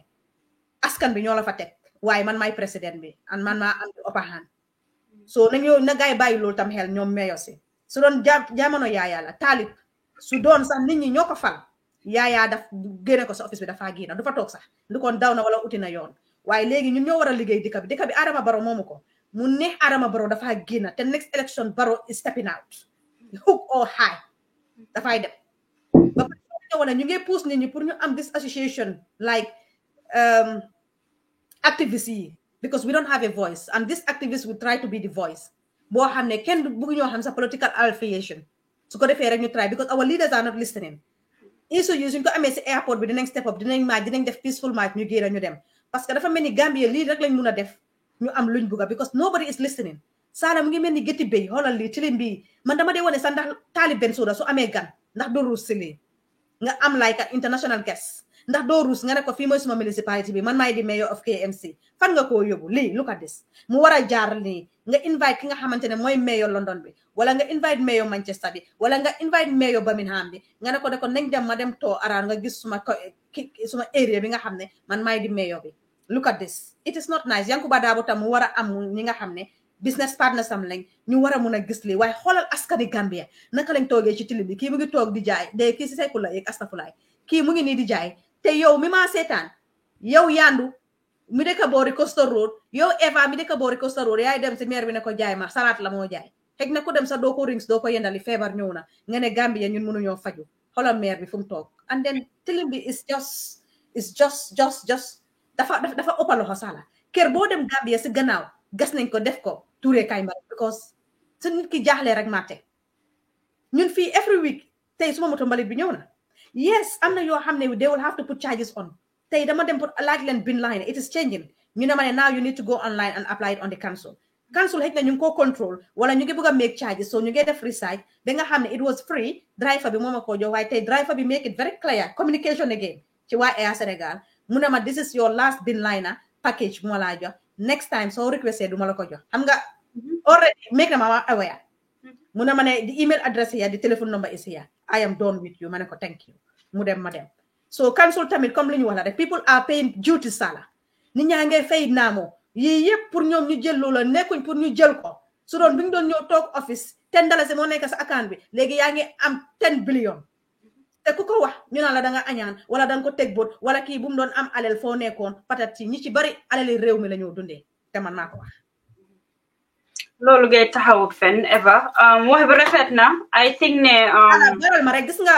doom boobu nekk fële Essa Bokar Si moo ko doon wone ku ma ko seen laay xay rek bëgguma turam bi génna Essa Bokar Si moom sax dama ko bëggoon a defal live pour xas ko waaye naaw muy bugg a génn di wax ci dumping bii nii bi nga xam ne def nañ ko Costa Road mu ne doomi Gambia la moo adresse ñi nga xam ne ñu ne mu ne ñu bon si seen bopp la waaye moom kenn gënut a bon ba bon Essa Bokar Si parce que moom mu ngi fi woon moom si gisoon lii li mu waroon a def mooy am na the upper hand pour mu make calls wala dem si municipalities yi wala ne la this is not looking nice or this is not looking good waxuma sax mu dem toog a maire yi waaye xam na buttons yu mu war a mun a press waaye he was a hypocrite for coming doing a video like that mu ne dafa educate people bi di wane ne askan bi den bon moom Essa moo njëkk a or Gambian si moom Essa depuis bu mu duggee office ben tey lim doon oote bi mu nekkee fii America ba nit ñi naan Essa is a true son of the land comme niñ ko dee waxee Essa is a hero Essa is a dis name bu baax bu nekk ñu jox ko Essa tey bu mu amee place dafa mute dafa noppi so Essa mënut a wax pour suma classe bi ñun ñu mun koo dégga so shame on him Essa Bokar Si because it is too late fuñ bëggoon mu wax waxut kon nag war na moo wax waaye su fekkoon ne daf doon génn di wax loo xamante ne is in the best interest of all the Gambians waaye comme suñu amee place rek ku si nekk sa place Gambien ñu bari loo fuñ dëkk bi sala foofu lañ utee ak Sénégal Gambians are not patriotic ñu bari enveloppe yi ngeen a jox moo leen neex ñu sànnil taalib wala ñu sànnil keneen ak keneen ak keneen bëggu ñoo sànnil di waaye dangaa dégg dafa mun a maye léegi-léegi nga waxtaan a nit nga ne ko di mu ne la nu mu ne maye loolu rek moo tax ma koo sànnil foofu la réew mi toll yéena ko dégg foofu la réew bi tollu Eva wax na KMC keeping Gambia clean not only KMC de not only KMC Banjul City Banjul BCC KMC but lii dafa ñaawtiif bi KMC lañ ko gis so bi dafa war a génna diggante démba tey ba tey mu ngi fa so ñu xaar fi ba mu ndee ñu xool comme que at the end of the day gars yi yëg nañ ko waaye xëy na dañoo xaar ku leen officially contact pour ñu ñëw deal with this situation I think they should find this like an urgent matter ñu bañ sabotage ci seen boor because lii ñaaw na tilim na because imaginal ñun ñu ngi jooy suñu health care bi suñu lopitaan bi baaxut amul garab léegi lii am daf ñoo dimbale si part boobu noonu it's not gonna help us su dee nit ñaa ngee def lii they need to be charged they need to pay penalties su ko defee nit ñi mun a yaru sala dum leen caaj de dangaa dem tekka ko ku mel ni MC Cham mu ne la hey kii nag moo la campagne loon de nga wéef di fii waaw yaa ma neex moom dafa wala kii laa jëloon de moo nekkoon si WhatsApp groupe bi di leen call naan votal leen taale bu leen votal Bakary Badji yii rek dafa nekk népotisme rek ak its cost nga dem si Nene Freda mi nga xam ne taay yi jongomaam xaw ma lu mu toll xaw ma kana ko teg loxo moom sista Nene Freda maa ngi ñëw ci moom taay yi nga xam ne moom origa yi loxo ma ngi ci cembi galas su ma dama ko dee gis mu ngi toog di def présentation am xaw ma ka koy nori si gannaaw ban mister ak ban gentleman ak ban high ranka su dee dafa single dina cakes na ba Banjul highway jàppale ñu si moom laa la wax Nene Freda rek lool bii nañu war a jàppale waaw moom ba pare waxkat yi ñu ngi bañ a génn ñu wax this is so bad because Talib is their friend ñoom kenn Costa Road moom maa ci xam dara fa laa dëkka waaw yow tam Costa Road la dëkka ñun ñëpp ñu ngi onda lawyer kii lawyer Yankuba Dabo Costa Road bon nañ bii bon like especially si marché bi right mun ngaa ñëw nga sayal leen ne tey ñëpp la ñëw ramas ñëpp dugaleen bu kenn jaay si biti bu kenn nekk si biti mais leen 1 week 2 weeks ñëpp génn si waat ñëwaat Gambia mi ñoo du dégga Sala, I disagree. When you are brutal like Jammeh. It shouldn't be like that. Exactly. Why when people are not listening, you act the way they want to listen. So let's go. If Gambia people want to be soft, they don't want to be soft, we go hard. If they want it hard, let the municipalities give it to them hard. You find line, you follow up. Come lima la wala bum duga si kalpe ken na duga to be to the municipalities. Municipality yo am halis, ñu muna ñew ut fi trog bu mag te ko fi kuñ gis nga sani ko ci suuf ñu find la gis nga ñun fi lan moto nonsense yoy fi day am, you know, come they have to be strict. Yankuba Dabo was here every week mbalitam dañ ko ñew pick du struggle mbalitam. So this nepotism business nañ ko tege aside. When people don't want to listen, it's fine. You have two options in life. You like it the soft way or you like it the hard way. Yes, if we give it to you the soft way, you don't want to take it, come on, let's use the Jammeh's way to be brutal. Gambia lo lañ buga dega brutality mo fay dox waxuma ñu ray len de waye comme lu ñu wax rek kaso is a correction center. Why KMC ñu wara dem defili ñu ne dañ am number da nga wara call ñu what come on. They don't even know their job roles. I don't even know, to be honest. Really? A media house has done an effort, bring it to your attention. You call out the toll number. You call the how agency or you call the KMC free number. Hold on, they call the free number and report. My email. Like the send email. So my email but yeah, at the end of the day, luma like the KMC send lugay di provide send resources pour nit yi at least xamna jikko bi bon na torop buga nañ sani fu nekka waye am suñ paani mbalit yi doyna am tamit gaay ngay collect mbalit lolu tam ñu xolaat ko lolu tamit nit ñi luñ bon ñom suñu liggéey ñom tamit xejna du bon lool so na ñep liggéey KMC nañ liggéey because ñom tam ñu ngi jël xaalis nit yi ñoo fi gëna mëna collect tax so let them work na paani bari na collection bi bari lolu su amé ñu xool ñu assess ñu ñëwaat fi ñu assess that situation because you cannot always keep blaming the people. Nit ñi mom bon nañ ba fu bon em sala nit ñi bon nañ de waaye comme li ñoo wax rek dafa need the numbers and KMC have the numbers kay rek wax na ko mu ne soo demee marché Sarakunda is unbelievable guddi demal marché Sarakunda duma dee gis bin collector si sax ñu ñëw di bale man guddi time boobu jamono yaa jëm dama dee gis nañu guddi su marché bi rajee ñu ngee bale dajale laka waaye jamono ji comme li ma wax la because xam nañ ne dara du si génn xam nga lu soo say naan fente bu la jee Talib mu ngi nii he doesn't care because xam na ne kenn du ko toppa he doesn't care because su care woon dina doon make sure ne li génn na fa nit togg ci ko Talib they don't care luñ laa wax naan la callal li is that our role our job for us to call those people yow yaa ngi fii yaa ngi am a healthy life seen affaire la yow bala ngaa dem Gambia ba mata yooyu di la laal flies yooyu di la laal dafa fekk ñoom jeexal na seen blood cells yëpp yow xëy na soo fa yàggee tuuti sax mu laal sa cells soo ñëwee fii nga dem NHS ñu brosse sa cells keneen su duggee America ñu brosse cells sami so it's up to them ñuy ñëwaati tamit pressure bi la ñoo put on the national health which is Banjul private hospital yi suñ ñëwee suñ amutee chance Banjul la nga di rifaatu if they don't have anything dañ laa rifaatu Banjul nga dem pressure bi suñ paree ñu naan ñu ñëw attack government bi Gambia government li they are all government. Talib is part of the government despite of their political difference but he is a government mun nañ ko faa génnee ba pare dëkk bi dafa tilim nga gaay liggéey waaye ci dëkk bi municipalities yëpp Banjul sooy dugga biir Banjul man disgrace bi ma dee am gàcce bi ma dee am ne maa ngi dugga ci city bi nit ñi seen boppa dañ tilim sala dañoo lekk ñun ñu ngi fii min nañ loo xam ne tey su ma lekkee dama am benn this bag bu ndaw plastique su ma dee génna dama dee génnaa moom su ma lekkee si biir moto bi sax dama dee jël ma saani ko fa boy bu ma la wax noonu he's also observant because yaakaar nañ di ànd te xam na ne dama dee bàyyi xel mu ne ma dama la seetlu saay boo lekkee rek doo ibi parenteeri moto bi nga saani ko daf ko musa def ñu xuloo bu saf ma ne ko léegi dinaa indi mbuus ma teg ko fii soo lekkee man seen yëfi Europe yooyu noonu bu leen ñu ko jox de seen yëfi tubaab yooyu noonu na am seen dëkka look at it seen yëfi tubaab yooyu noonu how can we change the system sorans mo canga ko xooxi ibi parenteeri bi fuf yaa ngee drive yaa ngee toon beneen moto mu ngee overtake can cause an accident ngeen ne ndogali yàlla la honestly Africa liñ leen a wax du jeex sala te ñu rapport waxe time ngeen dem lii mënuñ koo jeexal te man am tayat ñu rapport jàngal non dañ rapport fu mu nekk lii moom amuma dara lu ma ci boole man daal mu ngi ni ñoo ko gisandoor maa ngi xaar nag fii ba next week xool ñaata fanam ñoo jël pour ñu clear loolu noonu to be honest but I think Evelyn made a point earlier on because mu ngi wonder whether kuñ bina si turam bi foofu xëj na sax moomu ko waaye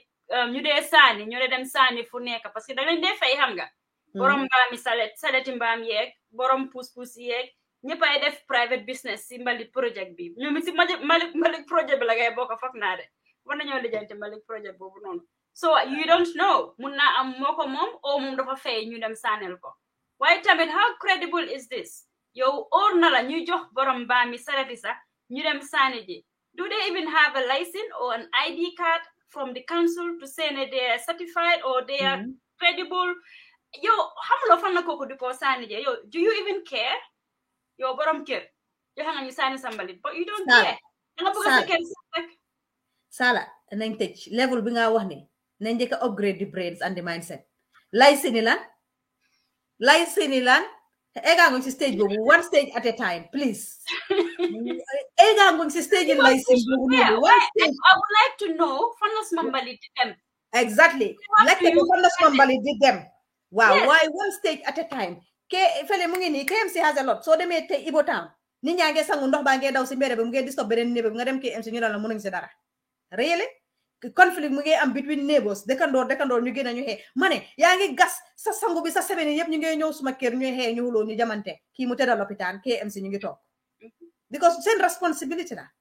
yaa ngi gis ñoo xam ne ñu ngi sampa kër sala ñu ngi sampa kër seen tilim bi mu ngi wàcce si beneen këri jàmbur it is wrong and unacceptable very undone why comme li ma wala rek people they don't care authorities again they are always filling their pockets askan bu ñoo mbuboo ni di génna naan man maa fi génn they are all the same seen poste moo leen fa teg enrich seen boppa éléga sibir suñ fa génnee ñoom seen gannaaw bandang seen kanam bandang res rapport because waaye laysin moom bu ko wax nañ em si level bu ñu emangum ni eganguñ si level si laysin one step at a time laysin levels eganguñ foofu noonu waaye li maa wax rek gan yi dañoo ñëw and it is shameful pour nga indi sa dëkk sa kër sa sala nga am gan ma ñëw seet si la ma gis sa kër mu ngi tilim dinaa la xeeb gan yi ñoo am ci biti tam suñ ñëwee si dëkk bi nit ñi gisee noo wanda léegi-léeg ñu ne dëkk bi dañu xeeb dëkk bi duñu xeeb waaye ñoom suñ jegee seen dëkk ñu ñëw xëj na suñ dëkk rek xëj na foofu la sax xeebeel bi dee doo parce que lu ñoo gis duñu understand ñu ngi gis Gambian baa ngi taxaw mu ngi maye mu ngi batare di may benn artiste 1 million sa dëkk setu sa koñ sa setu pour ñu yab la rek dafaa gaaw te dafaa yomba kon man tàggu naa la ma bàyyi la nga tëj waaw man kañ moom fu mu nekk nii ñoo ko déggandool ñoo ko gisloo ñu just ñu na moom I think ne what we are discussing is about this mbalit issue ñun ñëpp si mbalit project bi lañ bokk jamono bi so it should be a national discussion because ñun ñooy tilimal dëkk bi ñu ñooy mbalit te ñu ko war a yóbbu am ñu ngi ko yóbbu parce que ñu ngi fay am ñu ngi indi lifi ñu bari naka seen borigo yu ngi indi the bins is it enough or dañoo choose yaama neex kuñ xam nga am kuñ xamut nga am kuma mu ndey kuma ba amul ndey so I think it's really high time let's really complement the healthcare system because suñoo bëgg a wax wér bu yaram yi si la bokka because foog nga dox fu set nga nokki ngelaw bu baax lii yëpp si wér bu yaram la because li nga nokki sa long si xam la ban feebar nga see jëlee so at least let us be because dañ dee wax ne ñun si dëkki jullit lañ nekka at the end of the day ñu ne sa neighbor how important it is si suñ diine sa neighbor are we considerate are we thinking about the next door neighbor are we thinking about keneen suñ kanam yow soo saanee rek tere nga soo pare saani nga yow sa néeg lu fa nekkut xamuloo bokkuloo dem nga sa office sol sa high heel wala dem sa office sol sa kos nekk sa AC soo pare nga rombaat si sa biir poto bi nga dugga sa néeg every day benn koñ di nga gis foofu ñaata ñoo xam ne buñ tegoon benn ku nekk 10,000 sax defar nañ foofu lu nice waaye de duñ ko def seen xool yi duñ ko mun a def but Gambia I think ne fii lay ne naa embala ba next time is the diaspora lounge me and Eva yagan nañu bëgg def programme bi but ñu ngi nekk di watch rek but I hope ne we can carry on to do this at least today once a month so we can come here and discuss on issues and hopefully if you guys have any queries or if you want the platform you can contact us da ngeen a jànkuwanteel si diaspora bi or so leen demee Gambia what it is because lii nii yëpp diaspora bi ñoo dee am lay métti ñooñu dee bring this to our attention gaa yaa ngi fa ñu ngi dem holiday ñu ngi gis ñu ngi xool ñu ngi am leen naxar mënuñoo understand lii seen dëkk la you know lii nii the diaspora si ñoo ko bring to our attention daf leen naxari de won seen de bëgg seen dëkk mu set bëggu ñëw keneen yàpp leen xam nga so these are the kind of things but mu noonu daal Eva man tàggatu naa ñëpp thank you so much for your time thank you for thank the you next month inshallah rabbi comme lañ wax rek who is very close to the state house is it Yankuba Dabo or Talib Bensouda ngeen déglu ñu who is very close to the state house is it Yankuba Dabo who will be in or Talib it's between Yankuba and Talib dina ñëw ci ñoom kan moo ko deserve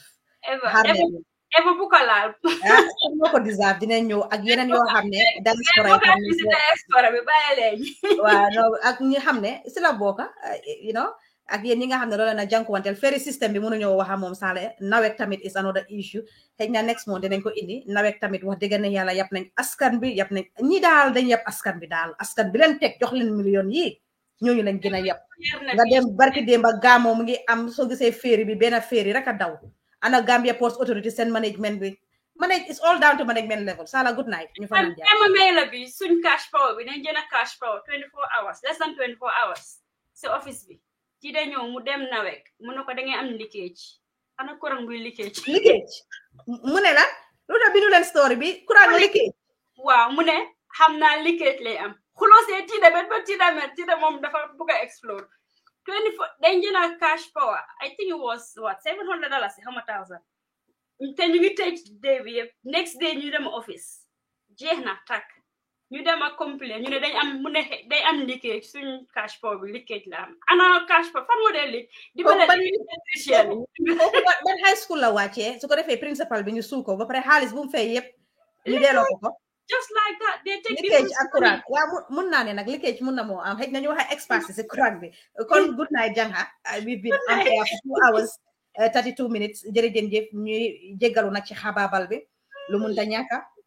kooku nareet na story almost jël na ko 45 minutes pour mu explain ko pour ngeen am that understanding ñu ñëw si suñu analysis Eva rek waxkat ci boppam la Sala ñëw dimbale ma ci ñu pare ci loolu dugga ci Sarakunda dom bi nga xam ne gis nañ ko mu nekk lu doy waar ak nga xam ne mooy bu Coastal Road bi suuf foog rek mu mun a nekkali kon jërëjëf ci tarxiiru bi di leen wax ne rek waxtu jot na nag comme ñu war a mun a bëgg suñu réew booy seetaan télé dangay xool li ci baax nga jël ko boo demee sa réew itam li ci baax moom ngay joxe li ci bon jëloo ko kon ñu bàyyi leen xel waaye yéen tamit ñuy waaj pour bëgg a dem Gambia dinañ ñëw ci yéen waxtaan ak yéen preparation and all that comme li ñu wax la am na ñoo xam ne tamit they have to be blamed mooy ñun Gambien ñi nga xam ne ñu ngi fi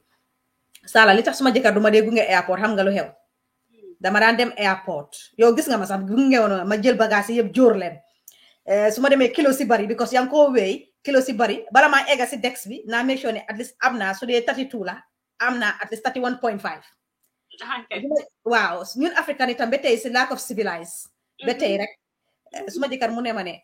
xoolal tubaab bi fii yëpp ku ñëw dafaa ñëw exactly logee jam xoolal yéen ñiy jóor seen wolisi yéen ñiy saani yëpp ne ku ñëw ngeen ma xool ko ma ne ko xam naa moo tax yàlla boole ju man daal dama ànd ak ñu déglu ji xam naa moo tax ñu mun a sëy for this long mu ne ma tey mooy suma force mooy suma laas ma gunge la waat airport mu ne ma danga ma dee gis xëy na moo tax nga dee am excess waaye soo ma gisut you have two choice yaa ko dee wax benn nga def ko si trash bin bi wala nga fay di excess mu ne ma because xam nga ne nekkuma fi pour war a yóbbu di excess back home ba pare te lu moo dégg la Sala soo demee si airport bi nii December nga gis xoolal ñaata african and I will find the time te naa fa dem ma video leen ñu gis di evidence nga gis wali si naka la ko nit yu ñuuli di jóoree benn daala mu ngi fii handbag mu ngi fële yaa ngi waste time we need to be civilized we are in Africa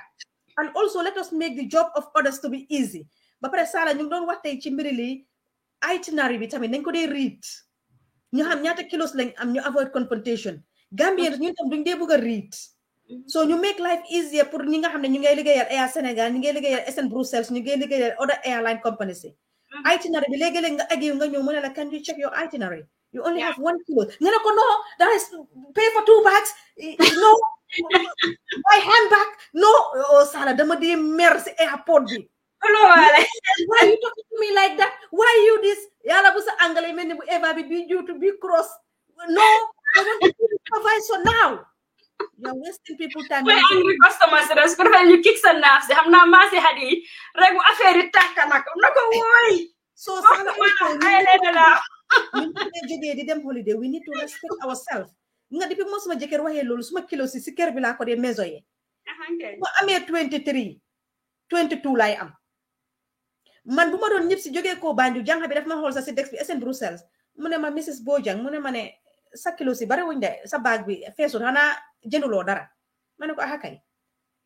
ma ne ko wante yu bari mu ngi England léegi so I don't need to stress myself duty ak yi ma ne ko léegi ñoom ala jigéen ñu ngi fa yu bari ñu ngi fa so why do I need to stress myself with this luggage ba pare man nekkuma di drive dama war a am pour exit training ma ne ko su dee am na koo xam ne bosam dafa uppa man mun naa ko koo dugalal suma wolis bi ba ma romba mu ree you know and the service was so great jàng bu ma mit si dex bi with SN Bruxelles honestly waaye di nga gis ne loolu suma jëkkër moo ko def ci man Sala because discipline na ma te laalu ma discipline ma bàyyi du ma dee gunge airport léegi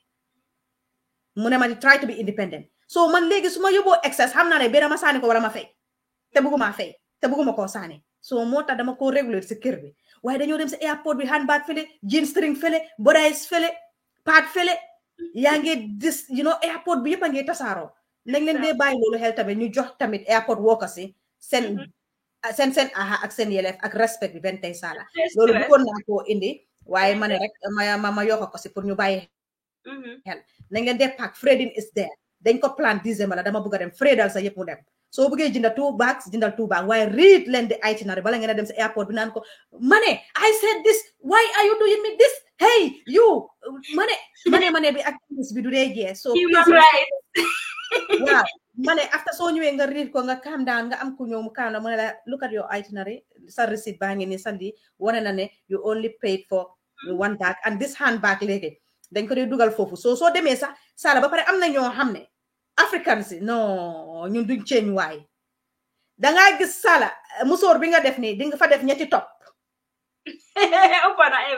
musóor bi nga def di nga gis ko fa dugal ñetti top no airport drama bu fa dee nekk Sala bodaay si nag yàlla bul am ween bu tuuti ba mel ni Eva ñuux nga fa ñuux fa bul toj kaasi Sala su fekkee ne nag yaa ngi sol large size di nga double sa code bi these are all weight su flight bi daanoo daf ñoo affect yii lañ dee seet safety am na koo xam ne mu ngi ko def bagam bi dafa uppa ñu ngi ko wax si borom dex bi mu ne ko duñ nangu nga duga te léegi dee communicate bagam bi wax nañ ko duñ nangu mu duga mu dem he was wasting the time waaye pilot bi liñ wa dañ communicate ñu ne ko am na ku des waaye mu ngi waste time mu ne ñu may ko SN Bruxelles mu ne ñu may ko 5 minutes su sotitee bagam bi out flight bi dafa take off